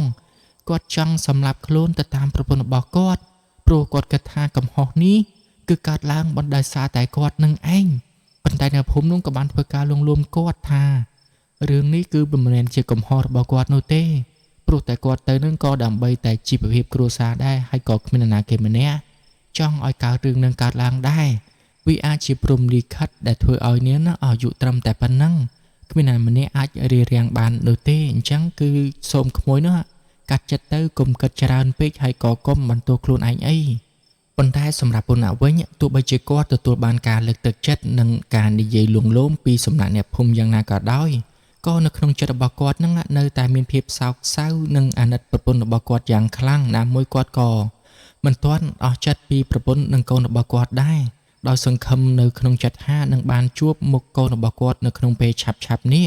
ប៉ុន្តែផ្ទុយទៅវិញបែរជាបាត់បង់ទាំងប្រពន្ធទាំងកូនរបស់គាត់នៅក្នុងពេលតែមួយដែលធ្វើឲ្យគាត់ហ្នឹងគឺមិនអាចទទួលយកបានទេស្ទើរតែឈួតចិត្តនៅក្នុងពេលហ្នឹងយំបណ្ដើរដង្ហើមរបស់គាត់ចង់ផុតបណ្ដើរដោយសារតែគាត់មិនធ្លាប់បានជួបប្រទះជាមួយនឹងហេតុការណ៍ដែលបានកើតឡើងចំពោះជីវិតរបស់គាត់បែបនេះនោះទេអញ្ចឹងហើយបានជាពូណាក់នោះគឺគាត់ទទួលយកមិនបានឡើយគាត់នៅតែបន្តដាស់ប្រពន្ធរបស់គាត់ឲ្យភ្ញាក់ដឹងខ្លួនឡើងព្រោះតែគាត់នឹងមិនទាន់ជឿថានេះគឺជាការពិតនោះទេប៉ុន្តែទោះបីជាគាត់មិនទទួលស្គាល់ការពិតនៅក្នុងចិត្តរបស់គាត់គឺដឹងហើយថាប្រពន្ធរបស់គាត់នឹងគឺបានស្លាប់បាត់បង់ជីវិតបាត់ទៅហើយទោះបីជាគាត់ខំប្រឹងប្រែងកុហកខ្លួនឯងយ៉ាងណាក៏ដោយក៏វាមិនអាចទៅរួចដែរដោយសារតែនេះគឺជាការពិតដែលវាបានកើតឡើងរួចបាត់ទៅហើយបន្ទាប់ពីពូណាគាត់យំស្ដាយស្រណោះប្រពន្ធរបស់គាត់ឡើងទុនខ្លួនទៅហើយនឹងលោកអាចារ្យដែលនៅទីនោះគាត់ឃើញថាដល់ពេលវេលាដែលត្រូវបូជាឬក៏បញ្ចុះសពរបស់នាងផាហើយព្រោះអីសពនេះគឺទុកអស់រយៈពេលពី7-3ថ្ងៃទៅហើយបើសិនជាទុកបន្តទៀតគឺមិនល្អនោះទេអញ្ចឹងបានជាគាត់សួរទៅកាន់ពូណាថាប្អូនគួរតែដល់ពេលវេលាដែលរៀបចំបញ្ជូននាងឲ្យទៅកាន់សុគតិភពហើយមិនគួរណាមកស្ដាយស្រណោះនាងខ្លាំងបែបនេះនោះទេអាចនឹងធ្វើឲ្យវិញ្ញាណរបស់នាងនឹងវល់នៅទីនេះធ្វើឲ្យអ្នកភូមិនឹងមានការភ័យខ្លាចអញ្ចឹងត្រូវតែប្រញាប់ធ្វើទៅតាមពិធីឲ្យបានត្រឹមត្រូវបើមិនអញ្ចឹងទេអ្នកភូមិមួយនេះច្បាស់ជាជួបជាមួយនឹងគ្រោះធំជាមិនខានអញ្ចឹងគាត់ចង់ប្រាប់ថាដល់ពេលវេលាដែលត្រូវធ្វើការបូជាសពរបស់នាងហើយប៉ុន្តែដោយសារតែពូណាគាត់មិនទាន់អស់ចិត្តគាត់ទើបតែនឹងបានជួបនាងវិញហ្នឹងគាត់បានសុំអង្វរឲ្យលោកអាចារ្យហ្នឹងឲ្យទុកពេលវេលាឲ្យគាត់មួយយប់ទៀតចាំថ្ងៃស្អែកឡើងចាំធ្វើការបញ្ចុះក៏បានដែរហើយណាមួយគាត់សុំឲ្យលោកអាចារ្យហ្នឹងមិនចាំបាច់បូជានោះទេគ្រាន់តែបញ្ចុះនៅខាងក្រោយផ្ទះរបស់គាត់ទៅបានហើយដោយសារតែប្រពន្ធរបស់គាត់ហ្នឹងគឺនាងខ្លាចក្តៅអញ្ចឹងគាត់មិនចង់ឲ្យនាងឈឺចាប់ម្សាឲ្យបែរជាមកគាត់ចង់ត្រឹមឲ្យតែបញ្ចុះទៅគឺបានហើយបន្ទាប់ពីឮគាត់អបសុំអង្វរបែបនេះហើយណាមួយទោះបីជាលោកអាចារ្យហ្នឹងគាត់បង្ខំឲ្យយកសពនេះទៅបូជាឬក៏បញ្ចុះនៅក្នុងពេលនេះក៏ពូណាគាត់មិនព្រមដែរគាត់ច្បាស់ជាអោបសពប្រពន្ធរបស់គាត់ជាប់អញ្ចឹងលោកអាចារ្យក៏បានយល់ព្រមទៅតាមបំណងរបស់ពូណាតែម្ដងទៅហើយនៅក្នុងយប់ហ្នឹងអ្នកដែលនៅផឹកស្រាយាមសពហ្នឹងក៏នៅតែយាមនៅខាងមុខផ្ទះដដែលចំណែកឯពូណាគាត់នៅតែដេកយំខ្សឹបខ្សួលនៅក្នុងផ្ទះជាមួយនឹងសពប្រពន្ធរបស់គាត់ទោះបីជាពេលនេះសពរបស់នាងចាប់ផ្ដើមមានការប្រែប្រួលបន្តិចម្ដងយ៉ាងណាក៏ដោយសម្រាប់ពូណានាងនៅតែជាប្រពន្ធដ៏ស្រស់ស្អាតរបស់គាត់ដដែលគាត់បាននិយាយសុំទោសប្រពន្ធរបស់គាត់និងសុំទោសកូនដែលមិនទាន់បានឃើញពន្លឺថ្ងៃផងប៉ុន្តែបែរជាត្រឡប់ទៅវិញទាំងបែបនេះពូណាគាត់ពិតជាមិនដឹងថាគួរធ្វើអ្វីទៀតនោះទេនៅពេលនេះគាត់គឺមានតែភាពសោកសង្រេងនៅក្នុងចិត្តគិតអ្វីក៏មិនចេញដែរចំណែកឯលោកពូដែលកំពុងតែអង្គុយផឹកស៊ីនិងកំដរសពនៅខាងក្រៅហ្នឹងពួកគាត់បាននិយាយខ្សឹបខ្សៀវគ្នាថាបើតាមមើលទៅហ្នឹងគឺនាងមិនទាន់ដល់ពេលកើតកូននោះទេប៉ុន្តែហេតុអ្វីបានជានាងមកកើតកូននៅក្នុងយប់ដែលមានភ្លៀងធ្លាក់នោះបែបទៅវិញឬក៏ដោយសារតែពេលនោះនាងរអិលជើងដួលដែលធ្វើឲ្យមានបញ្ហាមួយកើតឡើងចឹងហើយបានជាកូនរបស់នាងហាក់ដូចជាចង់កើតនៅពេលនោះឬក៏មានបញ្ហាអ្វីក៏យើងមិនដឹងដែរប៉ុន្តែបើតាមពួកគាត់ធ្វើការសន្និដ្ឋានទៅពួកគាត់គិតថានាងអាចនឹងរអិលជើងដួលឬក៏ប៉ះទង្គិចជាមួយនឹងអ្វីមួយដែលធ្វើឲ្យកូនរបស់នាងត្រូវបានបង្ខំចេញមកនៅក្នុងយប់នឹងប៉ុន្តែចៃដន្យអីដោយសារតែមានភ្លៀងធ្លាក់ខ្លាំងធ្វើឲ្យអ្នកភូមិមិនឮហេតុនេះទើបនាងប្រែក្លាយទៅជាបែបនេះអាចនិយាយបានថាជាកម្មឬក៏ជាវាសនាទៅចោះពួកគេបាននិយាយខ្សឹបខ្សៀវគ្នាអំពីរឿងនេះប៉ុន្តែគ្មានអ្នកណាម្នាក់បានដឹងអំពីការពិតថាវាយ៉ាងណានោះទេម្នាក់បានត្រឹមតែស្មានរៀងខ្លួនតែប៉ុណ្ណោះផ្ទុយទៅវិញពូណាគាត់ក៏នៅតែបន្តដេកយំអោបសពប្រពន្ធរបស់គាត់រហូតដល់តែគាត់នោះដេកលក់មិនដឹងខ្លួនទាល់តែព្រឹកឡើងហ្នឹងទើបគាត់ដឹងខ្លួនឡើងដោយសារតែអ្នកភូមិហ្នឹងបានមកចូលដាស់ពួកគេបានរៀបចំធ្វើពិធីបុណ្យសពឲ្យបានត្រឹមត្រូវព្រោះតែថ្ងៃនេះនឹងចាប់ផ្ដើមរៀបចំធ្វើការបញ្ចុះទៅតាមសំណើរបស់ពូណាហើយបែបមួយពូណានេះវិញគាត់ក៏នៅតែក្រៀមក្រំមិនមានទឹកចិត្តនៅក្នុងការធ្វើអ្វីនោះទេបានអ្នកភូមិនឹងចេះជួយចាត់ចែងម្នាក់មកដៃមួយជើងនឹងពិធីបុណ្យសពមួយនេះ ក៏ត្រូវបានបញ្ចប់ទៅតាមប្រពៃណីសាសនាលុះដល់ទៅពេលល្ងាចឡើងហ្នឹងគឺដល់ពេលវេលាដែលត្រូវធ្វើការបញ្ចុះអញ្ចឹងរណ្ដៅឬក៏ភ្នោនឹងត្រូវបានជីកយ៉ាងរួចរាល់នៅខាងក្រោយផ្ទះរបស់គាត់ឯណោះហើយពូណាគាត់ចង់ឲ្យគេបញ្ចុះសពប្រពន្ធរបស់គាត់នៅខាងក្រោយផ្ទះដោយសារតែគាត់នឹងគឺចង់មានពេលវេលានៅក្បែរនាងឲ្យបានច្រើនទោះបីជានាងស្លាប់ក៏ដោយក៏គាត់អាចទៅលេងនាងបានជាញឹកញាប់ផងដែរអញ្ចឹងហើយបានជាគាត់សម្រេចចិត្តឲ្យគេបញ្ចុះសពប្រពន្ធនៅខាងលេងនឹងតែម្ដងទៅបន្ទាប់ពីការជីកភ្នោរួចរាល់ហើយសពក៏ត្រូវបានដាក់ចូលទៅក្នុងមឈូសដូច្នេះការបញ្ចុះសពក៏ត្រូវបានធ្វើឡើងលោកអាចារ្យនឹងគាត់បានរៀបចំធ្វើពិធីបានយ៉ាងត្រឹមត្រូវបន្ទាប់ពីពិធីបញ្ចុះសពត្រូវបានបញ្ចប់ដូច្នេះពិធីបុណ្យមួយនេះអាចនិយាយបានថារួចរាល់ 100% ហើយអញ្ចឹងអ្នកភូមិដែលបានមកចូលរួមពិធីបុណ្យសពនិងមកជួយដេកកំដរសពនឹងបាននាំគ្នាត្រឡប់ទៅវិញអស់គឺនៅសល់តែពូណៈតែប៉ុណ្ណោះដែលគាត់នៅតែបន្តនៅក្នុងផ្ទះនេះតែម្នាក់ឯងទាំងដែលទឹកមុខក្រៀមក្រំមិនចង់និយាយស្ដីរកអ្នកណាទាំងអស់ហើយអ្នកភូមិនឹងក៏គ្មានអ្នកណាគេប្រកាន់គាត់ដែរដោយសារតែដឹងថានៅពេលនេះគាត់កំពុងតែមានទុក្ខអញ្ចឹងហើយបានជាគាត់គ្មានអារម្មណ៍និយាយស្ដីជាមួយនឹងអ្នកណានោះទេគឺគិតតែពីអង្គុយអោនមុខចុះទាំងមុខស្រពោនតែប៉ុណ្ណោះលុះដល់តែពេលវេលាបានកន្លងផុតទៅអស់រយៈពេល3ថ្ងៃក្រោយមកហ្នឹងអ្នកភូមិដែលបានឆ្លងកាត់នៅមុខផ្ទះរបស់ពូណាហ្នឹងពួកគេចេះតែមានអារម្មណ៍ចម្លែកនោះគឺចេះតែធំក្លិនស្អុយដូចជាស្អុយអ្វីមួយយ៉ាងប្រៀបដូចជាសាកសពមិនដឹងនោះទេតែដោយសារតែផ្ទះរបស់ពូណាហ្នឹងរៀងឆ្ងាយពីផ្លូវដែរអញ្ចឹងក្លិនស្អុយនោះរៀងភ័យតិចហើយគេក៏មិនដឹងថាតើក្លិនស្អុយដែលពួកគេបានធំក្លិននោះតើវាចេញមកពីណាដែរហើយក៏មិនហ៊ានសន្និដ្ឋានថាចេញមកពីផ្ទះរបស់ពូណាដែរអញ្ចឹងគ្រប់គ្នាក៏ចេះតែមិនមាត់មិនកបាននាំគ្នារំលងហួសបាត់ទៅហើយក៏ចេះតែនាំគ្នាងាកមើលទៅកាន់ផ្ទះរបស់ពូណាព្រោះចាប់តាំងពីពេលនឹងមកឃើញផ្ទះរបស់គាត់ចេះតែបិទទ្វារជិតដូចជាមិនមានមនុស្សរស់នៅទាល់តែសោះតើពូណាហ្នឹងពេលនេះក៏ទៅណាបាត់ទៅហើយចាប់តាំងពីពេលដែលប្រពន្ធរបស់គាត់ហ្នឹងស្លាប់បាត់បង់ជីវិតទៅសារតែក្លិននោះចេះតែធំដែលធ្វើឲ្យអ្នកភូមិហ្នឹងចាប់ផ្ដើមសង្ស័យអញ្ចឹង 4-5 ថ្ងៃក្រោយមកហ្នឹងអ្នកភូមិក៏បានយកដំណឹងមួយនេះប្រាប់ទៅកាន់លោកមេភូមិព្រោះអីពួកគេនោះសង្ស័យថាពូណាហ្នឹងគាត់ធ្វើអត្តឃាតសម្រាប់ខ្លួនបាត់ទៅហើយដោយសារតែពេលដែលគេឆ្លងកាត់មុខផ្ទះរបស់ពូណាហ្នឹងអត់ដែលឃើញគាត់បើកទ្វារទាល់តែសោះគាត់បិទទ្វារជិតហើយក្លិនស្អុយជះចេញមកកាន់តែខ្លាំងទៅដែលធ្វើឲ្យពួកគេហ្នឹងគិតថាមើលទៅពូណាប្រហែលជាគាត់សម្លាប់ខ្លួនអញ្ចឹងបានជាគេយកដំណឹងមួយនេះប្រាប់ទៅកាន់លោកមេភូមិដើម្បីឲ្យលោកមេភូមិនោះជួយទៅមើលចង់ដឹងថាតើវាយ៉ាងណាទៅចំពោះពូណាចំណែកលោកមេភូមិបន្ទាប់ពីទទួលបានការរាយការណ៍ពីអ្នកភូមិក្បែរខាងនឹងហើយគាត់ក៏ចាប់ផ្ដើមចេញដំណើរទៅជាមួយនឹងអ្នកភូមិផ្សេងទៀតមិនក្រោម 3-4 នាក់នោះទេហើយនៅពេលដែលលោកមេភូមិគាត់ទៅដល់មុខផ្ទះរបស់ពូណានោះគឺពិតជាធំក្លិនស្អុយដូចជាអ្វីដែលអ្នកភូមិបានប្រាប់គាត់ពិតមែនធ្វើឲ្យអ្នកភូមិហើយនឹងលោកមេភូមិដែលបានទៅនោះចាប់ផ្ដើមមើលមុខគ្នាទៅវិញទៅមកមើលទៅប្រហែលជាមិនស្រួលដូចជាគេគិតហើយប៉ុន្តែដំបូងឡើយហ្នឹងពួកគាត់មិនទាន់ហ៊ានទំនួសទ្វារចូលទេពួកគាត់បាននាំគ្នាគោះទ្វារផងនិងស្រែកហៅពូណាផងប៉ុន្តែទោះបីជាពួកគាត់ខំប្រឹងគោះទ្វារនិងស្រែកហៅយ៉ាងណាក៏ដោយក៏មិនមានសំឡេងឆ្លើយមកទាល់តែសោះដែលធ្វើឲ្យលោកមេភូមិនោះទ្រាំលែងបានក៏សម្រេចចិត្តថានឹងទំនួសទ្វារចូលទៅតែម្ដងទៅព្រោះអីក្លិននោះមើលទៅគ្មានអ្វីក្រៅតែពីក្លិនសាកសពនោះទេហើយនៅពេលដែលក្រុមរបស់លោកមេភូមិបានទម្លាយទ្វារចូលទៅហ្នឹងធ្វើឲ្យពួកគាត់ហ្នឹងភ្ញាក់ព្រឺតឡើងចង់ដាច់ផ្ងាគឺដោយសារតែពួកគាត់បានឃើញថាពូណាគាត់កំពុងតែអង្គុយនៅក្នុងរង្វង់មួយដែលរង្វង់នោះគឺមានទៀននៅសងខាងជាមួយនឹងសាកសពប្រពន្ធនិងកូនរបស់គាត់អញ្ចឹងតើបានជាក្លិនស្អុយភាយចេញមកការពិតក្លិនស្អុយនោះគឺជាក្លិនស្អុយចេញពីសាកសពនិងទារកកូនរបស់គាត់សោះអញ្ចឹងធ្វើឲ្យគ្រប់គ្នាភ្ញាក់ផ្អើលយ៉ាងខ្លាំងមិនដឹងថាតើពូណានោះគាត់កំពុងតែធ្វើអ្វីនោះទេប៉ុន្តែនៅពេលដែលគ្រប់គ្នាកំពុងតែបើកភ្នែកធំនិងភ្ញាក់ផ្អើលមើលទៅកាន់ពូណាហ្នឹងពូណាគាត់បានធ្វើដៃកុំឲ្យពួកគេនឹងមាត់អីព្រោះអីមិនយូរទេប្រពន្ធនិងកូនរបស់គាត់នឹងរស់ឡើងវិញហើយដល់ទៅពេលលឿនចឹងធ្វើឲ្យលោកមួយភូមិគាត់ភ្ញាក់ព្រឺតនិងគក់ទ្រូងដិបព្រោះអីមិននឹកស្មានថាពូណាគាត់ប្រែក្លាយទៅជាបែបហ្នឹងតែសោះគាត់បានជឿទៅលើគ្រូអាគមម្នាក់ដោយគ្រូអាគមម្នាក់នោះបានប្រាប់ថាឲ្យពូណាហ្នឹងទៅគាស់យកសាកសពប្រពន្ធនិងកូនរបស់គាត់ឡើងមកវិញហើយដាក់រៀបចំធ្វើពិធីដូចជាគេបានប្រាប់គាត់អញ្ចឹងហើយអញ្ចឹងបានជាគាត់ចាប់ផ្ដើម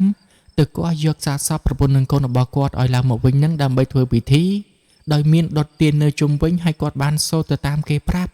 ទាំងដែលគាត់នឹងក៏អត់មានចេះវិជាគុំអីទាំងអស់ប៉ុន្តែគាត់បែរជាធ្វើតាមគេអញ្ចឹងធ្វើឲ្យលោកមេភូមិនឹងគាត់ប្រាប់ថាកុំធ្វើបែបនេះអីការដែលធ្វើបែបនេះវាមិនខុសអីពីធ្វើឲ្យវិញ្ញាណរបស់នាងផានោះមិនស្ងប់នោះទេហើយនឹងខ្លាយទៅជាវិញ្ញាណខ្មោចតែហោងកាយសាហាវលើបន្លាចអ្នកភូមិជាមិនខានប៉ុន្តែទោះបីជាលោកមេភូមិនិយាយប្រាប់យ៉ាងណាក៏ដោយក៏ពូណាក់គាត់មិនជឿដែរផ្ទុយទៅវិញគាត់ជឿងប់ងល់ថាប្រពន្ធរបស់គាត់មិនយូរនោះទេនឹងមានជីវិតរស់នៅហើយនឹងត្រឡប់មករស់នៅជាមួយនឹងគាត់វិញដូច្នេះសូមអ្នកទាំងអស់គ្នាហ្នឹងកុំមករំខានគាត់អីប៉ុន្តែលោកមេភូមិមិនបណ្ដោយឲ្យពូណាក់គាត់ធ្វើបែបនេះឡើយលោកមេភូមិបានប្រញាប់ឲ្យគេទៅហៅលោកអាចារ្យមកដើម្បីឲ្យជួយរៀបចំពិធីឡើងវិញដើម្បីរំងាប់វិញ្ញាណរបស់នាងផាកុំឲ្យវិញ្ញាណរបស់នាងនឹងខ្លាចទៅជាខ្មោចតៃហោងនឹងបន្លាចអ្នកភូមិដែលធ្វើឲ្យអ្នកភូមិនឹងរស់នៅមិនបានសុខចំណែកឯគ្នារបស់គាត់ផ្សេងទៀតបាននាំគ្នាទៅចាប់ពូណាក់ដើម្បីឲ្យគាត់បញ្ឈប់នៃការធ្វើពិធីមួយនេះវាគ្មានមនុស្សឯណាអាចរស់ឡើងវិញបាននោះទេទោះបីជាលោកមេភូមិខំប្រឹងពន្យល់យ៉ាងណាក៏ដោយក៏ពូណាក់គាត់ស្ដាប់បញ្ចូលដែរអញ្ចឹងវិធីរបស់លោកមេភូមិគឺមានតែចាប់បង្ខំតែប៉ុណ្ណោះ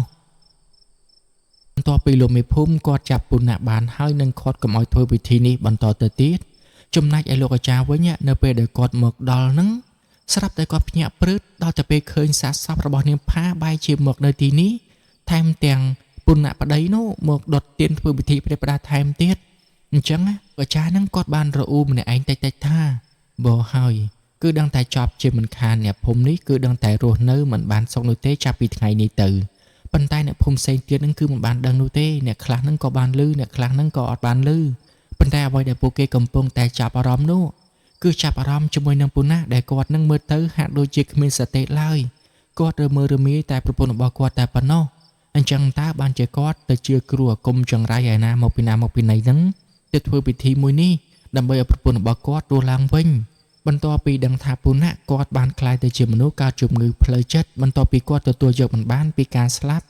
បាត់បង់ជីវិតប្រពន្ធនិងកូនរបស់គាត់អញ្ចឹងលោកមេភូមិក៏បានចាត់គេនឹងឲ្យជូនគាត់ទៅកាន់មន្ទីរពេទ្យវិកលចរិតមួយកន្លែងដែលនៅឯទីរួមខេត្តឯណោះព្រោះនៅទីនោះគឺមានមន្ទីរពេទ្យវិកលចរិតមួយយ៉ាងហោចណាស់ក៏គ្រូពេទ្យដែលនៅទីនោះគឺជាគ្រូពេទ្យដែលមានជំនាញនៅក្នុងការព្យាបាលជំងឺវិកលចរិតអញ្ចឹងប្រហែលជាគេនឹងអាចជួយឲ្យពូណាក់នឹងគាត់បានជាសះស្បើយពីជំងឺវិកលចរិតរបស់គាត់បានអញ្ចឹងគឺមានតែបញ្ជូនគាត់ទៅកាន់ទីនោះតែប៉ុណ្ណោះព្រោះឲ្យបើសិនជាទុកនៅកន្លែងនឹងទៀតហ្នឹងគាត់ក៏មិនអាចជាសះស្បើយដែរមិនត្រឹមតែប៉ុណ្ណោះជំងឺរបស់គាត់ហ្នឹងគឺកាន់តែធ្ងន់ធ្ងរទៅក៏ថាបានដែរអញ្ចឹងគេក៏បានចាប់គាត់ទៅទាំងបង្ខំទោះបីជាគាត់មិនព្រមទៅក៏ដោយដើម្បីបញ្ជូនទៅកាន់មន្ទីរពេទ្យនោះដែលមកលោកអាចារ្យនេះវិញគាត់ក៏ចាប់ផ្ដើមរៀបចំយកសាកសពនោះយកទៅបូជាតែម្ដងដែលគាត់មិនអាចទុកបានទេនោះទេព្រោះអីបើតាមគាត់ស្មានមិនខុសទេគឺនាងប្រែក្លាយទៅជាខ្មោចតែហោងទៅហើយថែមទាំងមានផ្ទៃពោះអញ្ចឹងទៀតគឺដឹងថាលងអ្នកភូមិនៅមិនបានសុខឡើយហើយបើសិនជាគាត់មិនព្រមបូជាបែរជាយកទៅបញ្ចុះទៀតនោះខ្មោចរបស់នាងនឹងកាន់តែកាចសាហាវនិងពិបាកបង្ក្រាបទោះបីជាគ្រូអាគមខ្លាំងប៉ុណ្ណាក៏ដោយក៏មិនប្រកាសថាអាចបង្ក្រាបនាងដែរបើសិនជានាងអាចលាក់សាកសពរបស់នាងបានចឹងឲ្យបានជាគាត់ប្រញាប់យកទៅបូជានៅខាងក្រោយផ្ទះរបស់នាងតែម្ដងបន្ទាប់មកសពរបស់នាងផាក៏ត្រូវបានលោកអាចារ្យនឹងយកទៅបូជាយ៉ាងរួចរាល់ទាំងដែលសពនឹងចាប់ផ្ដើមហើមស្អុយរលួយទៅហើយចាណាក៏ដោយក៏វាប្រសើរជាងទុកសាកសពបញ្ចុះទៅវិញដែរដោយសារតែរឿងដល់ដំណាក់កាលនេះទៅហើយគឺមានតែបណ្ដោយតាមយថាកម្មទៅចុះបន្ទាប់ពីការបូជាសពរបស់នាងផាហើយនឹងកូនរបស់នាងត្រូវបានបញ្ចប់រួចរាល់អ្នកភូមិដែលបានមកនាំគ្នាចូលរួមឈមើលឬក៏អ្នកខ្លះមកចូលរួមជួយម្នាក់ម្ដាយមួយជើងហ្នឹងបាននាំគ្នាត្រឡប់ទៅវិញអស់ចំណែកឯលោកពូណាក់ឯនោះវិញគាត់ក៏ត្រូវបានបញ្ជូនទៅកាន់មន្ទីរពេទ្យវិកលចរិតដូច្នេះផ្ទះរបស់គាត់ដែលគ្មានអ្នកនៅហ្នឹងក៏ត្រូវបានបិទទ្វារទុកចោលបណ្ដោះអាសន្នសិនពេលវេលាក៏បានកន្លងផុតទៅទើបតែ3ថ្ងៃតែប៉ុណ្ណោះស្រាប់តែអ្នកភូមិដែលបានធ្វើដំណើរឆ្លងកាត់មុខផ្ទះរបស់ពូណាក់ហ្នឹងគឺគេបានឃើញមនុស្សស្រីម្នាក់កំពុងតែអង្គុយ3កូននៅលើគ្រែមុខផ្ទះនិងបំពេកូនរបស់នាងឲ្យដេកឃើញបែបនេះធ្វើឲ្យអ្នកភូមិនឹងដឹងថានោះគឺជាខ្មោចរបស់នាងផាព្រោះអីនៅផ្ទះរបស់ពូណាក់ហ្នឹងត្រូវបានបិទទ្វារទុកចោលគ្មានមនុស្សរស់នៅនោះទេហើយដល់តែពេលឃើញអញ្ចឹងបើមិនខ្មោចរបស់នាងផាតើជាអ្វីវិញទៅ សំឡេងរបស់នាងច្រៀងបំពេកូននោះយ៉ាងក្រលួចគ្រាន់តែស្ដាប់ហើយឡើងព្រឺក្បាលប៉ុន្តែនាងហាក់ដូចជាគ្មានចិត្តចង់លងគេនោះទេគ្រាន់តែបង្ហាញខ្លួនហើយអ្នកដែលបានកាត់នោះគឺគ្រាន់តែធ្វើដំណើរឃើញដល់ចៃដន្យតែប៉ុណ្ណោះចាប់តាំងពីយប់នឹងមករឿងរ៉ាវដែលអ្នកភូមិបានឃើញខ្មោចរបស់នាងផាអង្គុយបំពេកូននៅមុខផ្ទះហ្នឹងក៏ចាប់ផ្ដើមឮនិយាយតគ្នារហូតធ្វើឲ្យអ្នកភូមិជាច្រើនហ្នឹងមិនហ៊ានធ្វើដំណើរកាត់ផ្ទះរបស់នាងផានៅពេលយប់នោះទេគឺគេហ៊ានធ្វើដំណើរកាត់តែពេលថ្ងៃតែប៉ុណ្ណោះហើយគេក៏ជឿជាក់ថានោះគឺពិតជាខ្មោចរបស់នាងផាពិតមែនព្រោះនាងគឺស្លាប់ដោយតៃហោងកូននៅក្នុងផ្ទៃហេតុថែមទាំងប្តីនោះទៅគាស់សាកសពយកមកវិញថែមទៀតអញ្ចឹងវិញ្ញាណរបស់នាងច្បាស់ជានៅវិលមិនស្ងប់នោះទេអញ្ចឹងហើយបានជាអ្នកភូមិនឹងចាប់ផ្ដើមមានការខ្លាចរអាបែរមកអ្នកភូមិនៅក្បែរនោះវិញនោះឲ្យតែពេលជប់ឡើងនឹងតែងតែឮសំឡេងឆ្កែលូគេដឹងហើយថាឆ្កែនោះច្បាស់ជាឃើញខ្មោចរបស់នាងផាជាមិនខានបានវាចេះតែលូបែបនេះ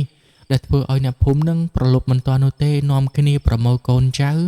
ឡើងទៅលើផ្ទះអស់ហើយព្រោះអីពួកគេនោះខ្លាចថាត្រូវបានខ្មោចនាងផានោះចេញមកលើងប៉ុន្តែការពិតទៅខ្មោចរបស់នាងផានឹងកំពុងតែអង្គុយរងចាំប្តីរបស់នាងត្រឡប់មកវិញគឺនាងគ្មានចិត្តចង់លើងបន្លាចអ្នកភូមិនោះទេហើយនាងអង្គុយរងចាំលើគ្រែនៅមុខផ្ទះនោះការពិតគឺនាងគ្រាន់តែអង្គុយរងចាំប្តីរបស់នាងពុនណៈនឹងត្រឡប់មកវិញតែប៉ុណ្ណោះប៉ុន្តែអ្នកដែលបានឃើញនាងដោយចៃដន្យនោះអ្នកណាក៏ខ្លាចអ្នកណាក៏គិតថានាងលើងបន្លាចគេដែរហើយអ្នកភូមិជាច្រើននឹងឲ្យតែធ្វើដំណើរឆ្លងកាត់ផ្លូវមុខផ្ទះរបស់ពុនណៈនៅពេលយប់នឹងតែងតែឃើញនាងនៅក្នុងសភាពបែបនេះអញ្ចឹងហើយតើអ្នកណាគេដែលថាមិនខ្លាចខ្មោចរបស់នាងទៅព្រោះតែសំឡេងបំពេកូនរបស់នាងនឹងគឺឡើងក្រលួចធ្វើឲ្យគេស្ដាប់ហើយនឹងគឺថាព្រឺបាសក់តែម្ដងហើយមិនត្រឹមតែពេលយប់នោះទេសូម្បីតែពេលថ្ងៃហ្នឹងនៅពេលដែលមានអ្នកណាធ្វើដំណើរកាត់មុខផ្ទះរបស់នាងវិញគឺតែងតែឮសំឡេងធៀងដងធ្លាក់ប្រាវធ្វើឲ្យគេភ័យរហូតដល់រត់បាដៃបាជើងហើយអ្នកខ្លះវិញឮសំឡេងផ្លែដងធ្លាក់ដឹបអញ្ចឹងគេគិតថាគឺជាស្នាដៃរបស់ខ្មោចនាងផាលងគេទាំងថ្ងៃក៏ប៉ុន្តែដោយសារតែផ្ទះរបស់គាត់នឹងគ្មានមនុស្សនៅដល់ពេលដងវាចាប់ផ្ដើមទុំជ្រុះនឹងវាជារឿងធម្មតានោះទេធៀងដងទុំវាតែងតែធ្លាក់ផ្លែដងទុំវាតែងតែជ្រុះបើសិនជាគ្មានអ្នកបេះប៉ុន្តែចៃដន្យអីវាជ្រុះនៅក្នុងពេលដែលគេធ្វើដំណើរឆ្លងកាត់នោះអញ្ចឹងហើយអ្នកណាក៏គិតថាជាស្នាដៃរបស់ខ្មោចនាងផាដែរអញ្ចឹងហើយធ្វើឲ្យគ្រប់គ្នាកាន់តែមានការខ្លាចរអានៅពេលដែលធ្វើដំណើរឆ្លងកាត់មុខផ្ទះរបស់នាងម្ដងយូរទៅផ្ទះរបស់ពូណាក៏ប្រែក្លាយទៅជាទីកន្លែងមួយដែលគួរឲ្យខ្លាចគ្មានអ្នកណាគេម្នាក់ហ៊ានឆ្លងកាត់បើសិនជាគ្មានការចាំបាច់នោះទេហើយនៅពេលខ្លះហ្នឹងអ្នកខ្លះសុកចិត្តឆ្លងកាត់ទាំងយប់ដោយសារតែគេនឹងមានការចាំបាច់អ្វីមួយ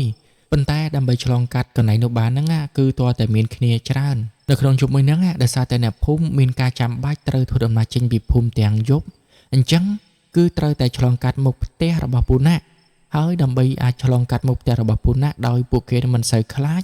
គឺមានគ្នារហូតដល់6-7នាក់ឯណោះដើម្បីឆ្លងកាត់ទីនោះនៅពេលដែលពួកគេឆ្លងកាត់ហ្នឹងពួកគេបានឃើញផ្ទះរបស់ពូណាហ្នឹងដុតភ្លើងចង្កៀងភ្លឺផ្លុងទាំងដែលពួកគេដឹងហើយថាពូណាគឺមិនទាន់ត្រឡប់មកវិញនោះទេអញ្ចឹងភ្លើងចង្កៀងនោះគឺច្បាស់ជាស្នាដៃរបស់នាងផាដែលលងបន្លាយពួកគេជាមិនខានប៉ុន្តែពួកគេហ្នឹងមិនបានឃើញនាងដប់តភ្នែកនោះទេគ្រាន់តែឃើញភ្លើងចង្កៀងផ្លុងហ្នឹងនាំគ្នារត់បាតជើងសព្រាតបាត់ទៅហើយចាប់តាំងពីពេលហ្នឹងទៅអ្នកភូមិមួយនេះចាប់ផ្ដើមរស់លែងបានសុខដូចជាអ្វីដែលលោកតាចាហ្នឹងធ្លាប់បាននិយាយកាលពីដើមហ្នឹងអញ្ចឹងយប់មិនទាន់ទេម្នាក់នាំកូននាំចៅហ្នឹងរត់ឡើងទៅខាងលើផ្ទះដេកអស់ហើយគ្មាននរណាគេម្នាក់ហ៊ានចុះមកខាងក្រោមនៅពេលយប់ឬក៏ធ្វើដំណើរផ្ដេសផ្ដាសតែម្នាក់ឯងនោះទេលុះដល់តែពេលវេលាហ្នឹងវាចេះតែកន្លងទៅរហូតដល់កន្លះខែក្រោយមកហ្នឹងស្រាប់តែមានក្រុមធ្វើផ្លូវមួយក្រុមដែលគេធ្វើផ្លូវរហូតមកដល់ក្នុងភូមិមួយនេះនៅពេលថ្ងៃហ្នឹងក្រុមធ្វើផ្លូវគឺគេធ្វើផ្លូវធម្មតាប៉ុន្តែនៅពេលយប់ហ្នឹងពួកគេនាំគ្នាសម្រាកហើយគេហ្នឹងក៏មិនដឹងថានៅផ្ទះរបស់ពូណាក់ហ្នឹងអត់មានមនុស្សនៅដែរហើយក៏មិនដឹងអំពីរឿងរ៉ាវដែលកើតឡើងនៅក្នុងភូមិមួយនេះអញ្ចឹងនៅពេលយប់ឡើងហ្នឹងក្រុមអ្នកធ្វើផ្លូវមួយក្រុមហ្នឹងបន្ទាប់ពីសម្រាកយប់ឡើងអបសក់អត់ដឹងថាធ្វើអីតទៀតហ្នឹងពួកគេគឺតែងតែនាំគ្នាផឹកស៊ីនៅពេលយប់លេងហើយពួកគេផឹកស៊ីហ្នឹងវារៀងឡូឡាបន្តិចដែលធ្វើឲ្យមានការរំខានហ្នឹងទៅដល់កូនរបស់នាងផាអញ្ចឹងនាងផានាងក៏បាន3កូនរបស់នាងដើរកាត់នៅពេលដែលពួកគេហ្នឹងកំពុងតែផឹកម៉ោងប្រមាណជាង10-11យប់នឹងឯងច ចំណែកឯក្រុមកម្មករធ្វើផ្លូវវិញដល់តែពេលយប់ឡើងឃើញមានមនុស្សស្រី3កូនដើរកាត់ពួកគេទាំងយប់អញ្ចឹងហើយណាមួយដោយសារតែរៀងស្វឹងស្រឿងផងនៅពេលនោះក៏ស្រាប់តែមានកម្មករម្នាក់ហ្នឹងបានស្រែកហៅនាងថាអេអូនស្រីហើយតើយប់ស្មោះហ្នឹងទៅហើយហ្នឹង3កូនដើរទៅណាចាំបងជូនទៅបើមិនអញ្ចឹងទេមកអង្គុយផឹកកំដរពួកបងសិនហ្នឹងក៏បានដែរកុំដើរទៅទាំងយប់អញ្ចឹងវាមិនល្អនោះទេវាមានគ្រោះថ្នាក់និយាយអញ្ចឹងហើយពួកគេក៏បាននាំគ្នាសើចកិលចំណែកឯនាងផានេះវិញបន្ទាប់ពីបានឮពួកគេលេបខាយនាងអញ្ចឹងទៀតធ្វើឲ្យនាងគឺកាន់តែខឹងមិនត្រឹមតែផឹកស៊ីរំខានកូនរបស់នាងហើយបែរជានាំគ្នាមកលេបខាយចង់ញ៉ាយញងនាងថែមទៀតអញ្ចឹងនាងក៏បានឈប់ហើយនាងក៏បានបែរមុខមកនិយាយជាមួយនឹងពួកគេដោយនាងបាននិយាយថាគឺដោយសារតែពួកបងផឹកស៊ីឡូឡាពេកធ្វើឲ្យកូនរបស់ខ្ញុំដេកមិនលក់អញ្ចឹងហើយបានជាខ្ញុំបីវាមកដើរលេងតាមផ្លូវតែម្ដងទៅនិយាយបណ្ដាលហ្នឹងបែរមុខមើលមកកាន់ពួកគេបណ្ដាលដែលធ្វើឲ្យក្រុមវិស្វករផ្លូវនោះចាប់ផ្ដើមឆ្ងល់ព្រោះតែនាងមើលទៅទឹកមុខដូចជាស្រស់ស្អាតតែមើលទៅវារៀងដូចជាស្លេកស្លាំងបន្តិចដែលធ្វើឲ្យបរិសម្នាក់ដែលជាកម្មករអង្គុយមុខគេហ្នឹងចាប់ផ្ដើមឆ្ងល់និងសង្ស័យថានាងមើលទៅដូចជាមិនមែនជាមនុស្សនោះទេមនុស្សអីមុខមាត់ស្លេកស្លាំងបែបនេះដល់ទៅពេលឮថាមានកម្មករម្នាក់សង្ស័យថានាងមិនមែនជាមនុស្សអញ្ចឹងអ្នកផ្សេងទៀតក៏បានសួរបញ្ជាក់ថាបើសិនជានាងមិនមែនជាមនុស្សឯងឆាប់និយាយមើលថាតើនាងនឹងគឺជាអ្វីទៅវិញចំណែកឯនាងផាយនៅវិញក៏បានសួរដូចពួកគេដែរចាប់បងថាខ្ញុំមិនមែនជាមនុស្សតើខ្ញុំនឹងជាអីទៅវិញពេលនោះស្រាប់តែកម្មករម្នាក់នឹងបាននិយាយថានាងមើលទៅដូចជាមិនមែនជាមនុស្សនោះទេប៉ុន្តែនាងគឺប្រៀបដូចជាទេពអប្សរអញ្ចឹងមូលហេតុដែលគាត់និយាយបែបនេះគឺដោយសារតែគាត់ស្រវឹងឲ្យតែមើលឃើញស្រីល្មមៗមួយហ្នឹងគឺឃើញសិតតែស្អាតទាំងអស់និយាយអញ្ចឹងហើយពួកគាត់ក៏បាននាំគ្នាសើចកិលម្ដងទៀតចំណែកឯនាងផាយនៅវិញហ្នឹងក៏បាននិយាយទៅកាន់នាងថាពួកបងនិយាយខុសហើយខ្ញុំមិនមែនជាទេពអប្សរអីនោះទេកាលពិតទៅខ្ញុំគឺជាខ្មោចគ្រាន់តែឮនាងនិយាយបែបនេះពួកគេក៏បានសើចកិលម្ដងទៀតព្រោះឯពួកគេមិនជឿថានាងគឺជាខ្មោចទេខ្មោចឯណាបែរជាមានមុខមាត់ស្រស់ស្អាតបែបនេះទោះតែមានកូនតែប៉ុណ្ណោះកុំអីពួកគេនឹងញ៉ាយយកធ្វើប្រពន្ធបាត់ហើយនិយាយទៅគឺក្រុមកម្មករទាំងអស់ហ្នឹងអត់ជឿថានាងជាខ្មោចទេអញ្ចឹងនាងក៏បានប្រាប់ថាបើសិនជាពួកបងមិនជឿចាំខ្ញុំបង្ហាញឲ្យមើលពេលនោះពួកគេក៏ចាប់ផ្ដើមបើកភ្នែកធំចាំមើលទាំងចង់សើចចំអកឲ្យនាងចង់ដឹងថាចាំមើលថាតើនាងមានក្បាច់អ្វីលេងជាមួយនឹងពួកគេនាងនិយាយបែបនេះក៏ព្រោះតែខ្លាចថាពួកគេហ្នឹងទៅញ៉ាយញងឬក៏ចង់ធ្វើអ្វីនាងទើបក៏ហក់ថានាងជាខ្មោចអញ្ចឹង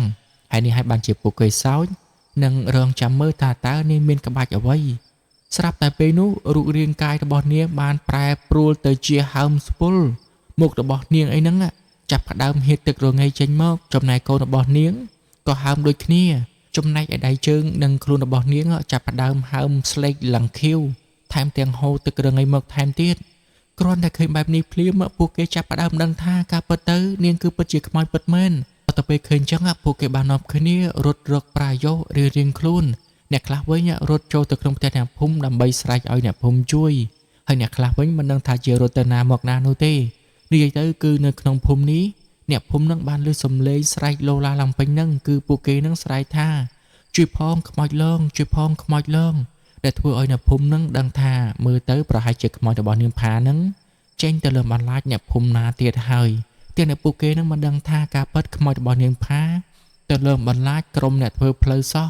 តោះតែពេលព្រឹកឡើងហ្នឹងទើបអ្នកភូមិដឹងថាខ្មោចរបស់នាងផាហ្នឹងកាលពេលយប់មិញ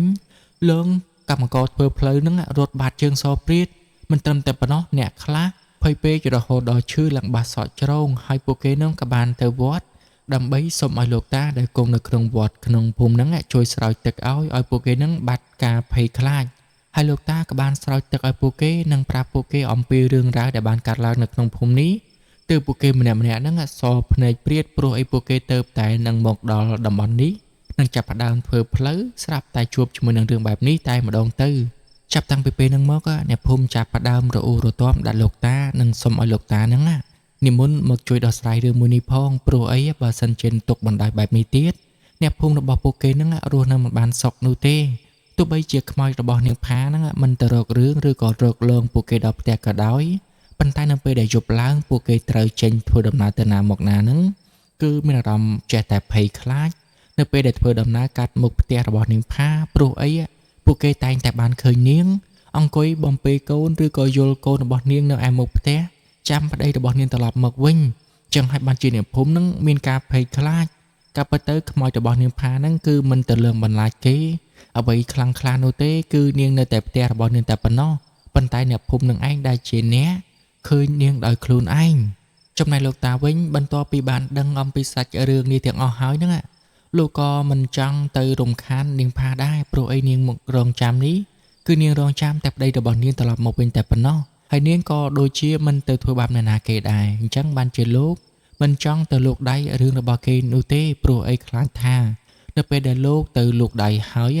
มันអាចកំចាត់នាងបានប៉ុន្តែផ្ទុយទៅវិញនឹងធ្វើឲ្យនាងកាន់តែខឹងហើយអ្នកភូមិក៏ចាប់ផ្ដើមរស់លែងបានសុខដែរអញ្ចឹងហើយបានជាលោកសុខចិត្តធ្វើជាមិនដឹងមិនឮទោះបីជាត្រូវបានអ្នកភូមិហ្នឹងរអ៊ូរទាំយ៉ាងណាក៏ដោយក៏លោកប្រាប់ថាវាគឺមានកម្មនឹងពេលវេលារបស់វាដូច្នេះលោកមិនចង់ទៅលោកដៃរឿងរបស់គេនោះទេប៉ុន្តែដោយសារតែអ្នកភូមិនោះចេះតែរំអុកលោកមិនឈប់ទាល់តែសោះអញ្ចឹង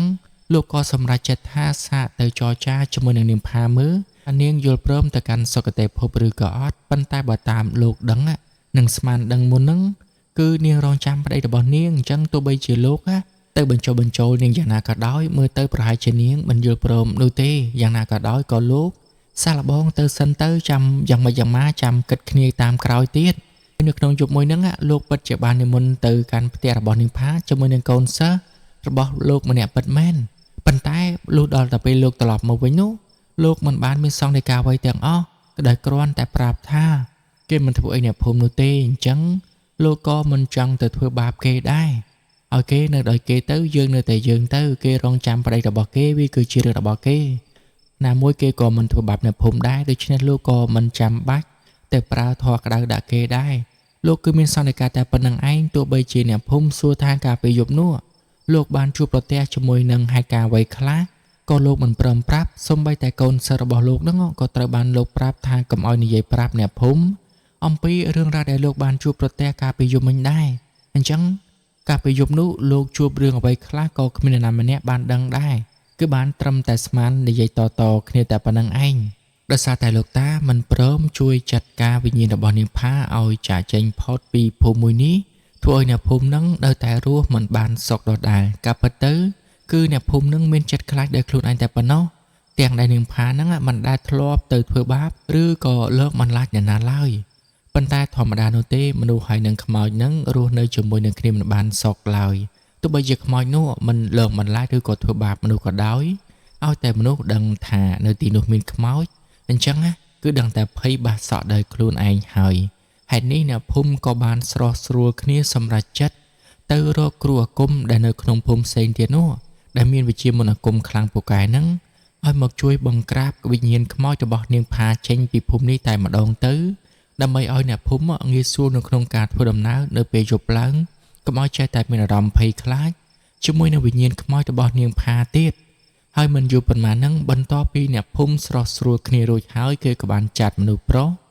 ពីរនាក់ដែលអះអាងថាខ្លួនស្គាល់គ្រូអាគមម្នាក់នៅក្នុងភូមិផ្សេងមួយទៀតនោះឲ្យទៅសូមអញ្ជើញលោកគ្រូមន្តអាគមម្នាក់នោះមកកំចាត់វិញ្ញាណរបស់នាងផាបន្ទាប់ពីបរិសទាំងពីរនាក់ហ្នឹងទៅបាត់មួយថ្ងៃមួយយប់មិនយូរប៉ុន្មានហ្នឹងក៏បានអញ្ជើញគ្រូម្នាក់នោះមកដល់ភូមិនេះពិតមែនហើយអ្នកភូមិនឹងបានរៀបរាប់ប្រាប់បន្ថែមទៀតអំពីសាច់រឿងរបស់នាងផាហើយលោកគ្រូក៏បាននិយាយថានាងគឺជាខ្មោចអញ្ចឹងនាងមិនអាចនៅក្នុងភូមិជាមួយនឹងមនុស្សបាននោះទេព្រោះតែការនៅបែបនេះនឹងធ្វើឲ្យអ្នកភូមិនឹងមានការខ្លាចរអាអញ្ចឹងគាត់នឹងបណ្ដេញវិញ្ញាណរបស់នាងឲ្យចាកចេញពីភូមិមួយនេះហើយនៅពេលយប់ឡើងនឹងលោកគ្រូគាត់ចាប់ផ្ដើមធ្វើពិធីដើម្បីបណ្ដេញវិញ្ញាណរបស់នាងនឹងឲ្យចេញពីភូមិមួយហ្នឹងតែម្ដងហើយអ្នកភូមិក៏មិនបានដឹងដែរថាតើនៅក្នុងយប់នោះលោកគ្រូហ្នឹងគាត់បានធ្វើអ្វីខ្លះទៅលើវិញ្ញាណរបស់នាងផាគ្រាន់តែព្រឹកឡើងនឹងគេដឹងថាលោកគ្រូប្រាប់ថានាងគឺបានចាកចេញពីភូមិមួយនេះទៅហើយគឺវិញ្ញាណរបស់នាងហ្នឹងគឺបានទៅកាន់សុគតិភពថែមទៀតដល់ទៅពេលអញ្ចឹងអ្នកភូមិក៏ចាប់ផ្ដើមត្រេកអរនៅពេលដែលលោកគ្រូអាគមនោះគាត់និយាយបែបនេះទាំងដែលគ្រប់គ្នានឹងមិនដឹងការពិតថាតើមានអ្វីកើតឡើងនោះទេនៅក្នុងយប់នោះគ្រាន់តែពួកគេដឹងថា សំឡេងឆ្កែនៅក្នុងភូមិនឹងចាប់ផ្ដើមលូតគ្នាធ្វើឲ្យម្នាក់លឺហើយនឹងឡើងព្រឺសក់ក្បាលជ្រងតែម្ដងប៉ុន្តែពួកគេដឹងថាមានគ្រូអាគមមកកំចាត់វិញ្ញាណរបស់នាងផាអញ្ចឹងហើយបានជាកើតតែហេតុភេទបែបនេះកើតឡើងអញ្ចឹងគ្រប់គ្នាមិនសូវជាភ័យខ្លាចនោះទេបានត្រឹមតែរងចាំស្ដាប់ចម្លើយនៅពេលព្រឹកឡើងតែប៉ុណ្ណោះបន្ទាប់ពីវិញ្ញាណរបស់នាងផាត្រូវបានលោកគ្រូអាគមម្នាក់នោះប្រាប់ថាបានទៅកាន់សុគតិភពហើយចាប់តាំងពីពេលនឹងមកអ្នកភូមិក៏លែងបានឃើញវិញ្ញាណរបស់នាងផានៅអង្គុយមុខផ្ទះនឹងបន្តទៅទៀតដែរទោះបីជាអ្នកភូមិខ្លះធ្លាប់បានធ្វើដំណើរឆ្លងកាត់មុខផ្ទះនេះនៅពេលយប់ក៏ដោយហើយអ្នកខ្លះវិញក៏លួចដៀងភ្នែកមើលទៅកាន់មុខផ្ទះរបស់នាងផាហើយក៏មិនឃើញនាងផាជាពិសេសក៏មិនបានឃើញភ្លើងចង្កៀងភ្លឺផ្លុងដោយកាលពីមុនទៀតដែរអញ្ចឹងហើយធ្វើឲ្យអ្នកភូមិនឹងមានការជឿជាក់ថាលោកគ្រូអាគមអ្នកនោះគឺពិតជាបានបញ្ជូនវិញ្ញាណរបស់នាងផាឲ្យទៅកាន់សុគតិភពពិតមែនប៉ុន្តែអ្នកខ្លះវិញបែរជានិយាយខ្សឹបខ្សៀវថាលោកគ្រូម្នាក់ហ្នឹងមិនបានបញ្ជូនវិញ្ញាណរបស់នាងឲ្យទៅកាន់សុគតិភពនោះទេប៉ុន្តែផ្ទុយទៅវិញគាត់បែរជាចាប់វិញ្ញាណរបស់នាងទុកទៅវិញប៉ុន្តែរឿងរ៉ាវទាំងអស់នេះវាគ្រាន់តែពាក្យចចាមអារាមតែប៉ុណ្ណោះប៉ុន្តែបើតាមការអាងរបស់លោកគ្រូគាត់ថាគាត់បានជួយវិញ្ញាណរបស់នាងហ្នឹងឲ្យទៅកាន់សុគតិភពហើយអញ្ចឹងអ្នកភូមិគឺមានតែជឿទៅតាមសម្ដីរបស់លោកគ្រូអាគមតែប៉ុណ្ណោះដែលបានជួយទៅដល់ពួកគេចំណែកលោកពូណាក់វិញបន្ទាប់ពីគាត់ទៅសម្រាប់ព្យាបាលនៅមន្ទីរពេទ្យវិកលចរិករយៈពេល 3-4 ខែក្រោយមកឃើញថាគាត់ក៏ចាប់ផ្ដើមវិលត្រឡប់មកកាន់សភាពដើមវិញស្ទែរបស់គាត់ក៏មានជាធម្មតាបន្ទាប់ពីគាត់ចេញពីមន្ទីរពេទ្យហ្នឹងលោកពូណាក់គាត់ក៏បានមកផ្ទះចាស់របស់គាត់ប៉ុន្តែគាត់មិនបានចូលទៅក្នុងផ្ទះចាស់របស់គាត់នោះទេបានត្រឹមតែឈរមើលពីមុខផ្ទះតែប៉ុណ្ណោះព្រោះតែគាត់ហ្នឹងមិនអាចទប់ចិត្តទប់អារម្មណ៍និងទប់ទឹកភ្នែកបានឡើយនៅពេលដែលគាត់កំពុងតែឈរមើលនៅមុខផ្ទះហ្នឹងគាត់បានស្រមៃឃើញនៅរូបភាពដែលគាត់ធ្លាប់ផ្អែមល្ហែមជាមួយនឹងនាងផាហើយក៏ធ្លាប់អង្អែលពោះរបស់នាងដែលបានសន្យានឹងនិយាយគ្នាថាឆាប់នេះពួកគេនឹងបានឃើញសមាជិកថ្មីតូចមួយរបស់ពួកគេកើតចេញមកហើយពេលនោះក្រុមគ្រួសាររបស់ពួកគាត់នឹងក្លាយទៅជាក្រុមគ្រួសារដ៏មានសុភមង្គលមួយប៉ុន្តែមិននឹកស្មានថាបំណងទាំងអស់នេះមិនបានសម្រេចទាល់តែសោះទីបំផុតប្រពន្ធរបស់គាត់និងកូនរបស់គាត់នឹងក៏បានចាក់ចោលគាត់ទាំងអាល័យចំណែកទឹកភ្នែករបស់គាត់នឹងគឺហូរមិនឈប់ឈរនឹងក៏ចាប់ផ្ដើមទន់ជង្គង់ដួលស្រាប់នៅពេលដែលគាត់ឃើញរូបភាពដែលធ្លាប់បានកើតឡើងកន្លងមកហើយគាត់ក៏បានដឹងដែរថាគឺមានគ្រូអាគមនឹងមកចាត់ការវិញ្ញាណប្រពន្ធរបស់គាត់ដោយសារតែអ្នកភូមិមានការភ័យខ្លាចគាត់មិនបានស្ដីបន្ទោសទៅកាន់អ្នកភូមិឬក៏គ្រូអាគមនោះទេផ្ទុយទៅវិញគាត់គឺកាន់តែមានចិត្តអាណិតចំពោះប្រពន្ធនិងកូនរបស់គាត់ដោយសារតែនៅក្នុងភូមិនេះបន្តទៀតគាត់មិនអាចធ្វើចិត្តបានទឹកភ្នែកចេះតែហូរគាត់បានកាត់រួចហើយថាគាត់នឹងចាកចេញពីភូមិនេះទៅរស់នៅកន្លែងផ្សេងទៀតដើម្បីកុំឲ្យគាត់ចេះតែនឹកឃើញនៅរឿងរ៉ាវដែលធ្លាប់បានកើតឡើងគាត់ដឹងថាបើសិនជាគាត់នៅតែបន្តនៅក្នុងភូមិនេះទៀតគាត់នឹងមិនអាចកាត់ចិត្តបំភ្លេចប្រពន្ធកូនរបស់គាត់បានឡើយដូច្នេះលោកពូណាក់គាត់មានតែចាកចេញពីទីនេះទាំងក្តីអាឡោះអាល័យនិងភាពសោកសៅនៅជាប់ខ្លួនតែប៉ុណ្ណោះការពិតទៅនៅក្នុងចិត្តរបស់គាត់មួយទៀតហ្នឹងមិនចង់ចាកចេញពីទីកន្លែងដែលធ្លាប់សាងអនុស្សាវរីយ៍ជាមួយនឹងប្រពន្ធរបស់គាត់នោះទេប៉ុន្តែចិត្តមួយទៀតនោះដឹងថាបើសិនជាគាត់នៅទីនេះបន្តទៀតគាត់ក៏នៅតែមិនអាចកាត់ចិត្តនិងបំភ្លេចរឿងរ៉ាវដែលវាបានកន្លងហួសទៅហើយដែរហេតុនេះគាត់មានតែទ្រាំចាកចេញទាំងបេះដូងរបស់គាត់នឹងស្ទើរតែប្រេះបែកទៅហើយយ៉ាងណាក៏ដោយក៏គាត់ត្រូវតែបន្តរស់រានមានជីវិតបន្តទៅទៀតគាត់សុខចិត្តចងចាំនៅរឿងរ៉ាវកន្លងនៅក្នុងខួរក្បាលរបស់គាត់នៅក្នុងបេះដូងរបស់គាត់ទៅចោះហើយគាត់ក៏បានចាកចេញពីភូមិនេះបាត់ទៅចំណែកផ្ទះរបស់គាត់វិញក៏ត្រូវបានទុកចោលរហូតអ្នកគ្មានអ្នកភូមិណាម្នាក់ហ្នឹងហ៊ានទៅក្បែរឬក៏ទៅរស់នៅបន្តពីគាត់នោះទេហើយសាច់រឿងរបស់យើងក៏ត្រូវបានបញ្ចប់ត្រឹមតែប៉ុណ្្នឹងឯងអេដមីនក៏សូមអរគុណដល់អ្នកទាំងអស់គ្នាដែលបានតាមដានស្ដាប់សាច់រឿងមួយនេះតាំងពីដើមរហូតដល់ចប់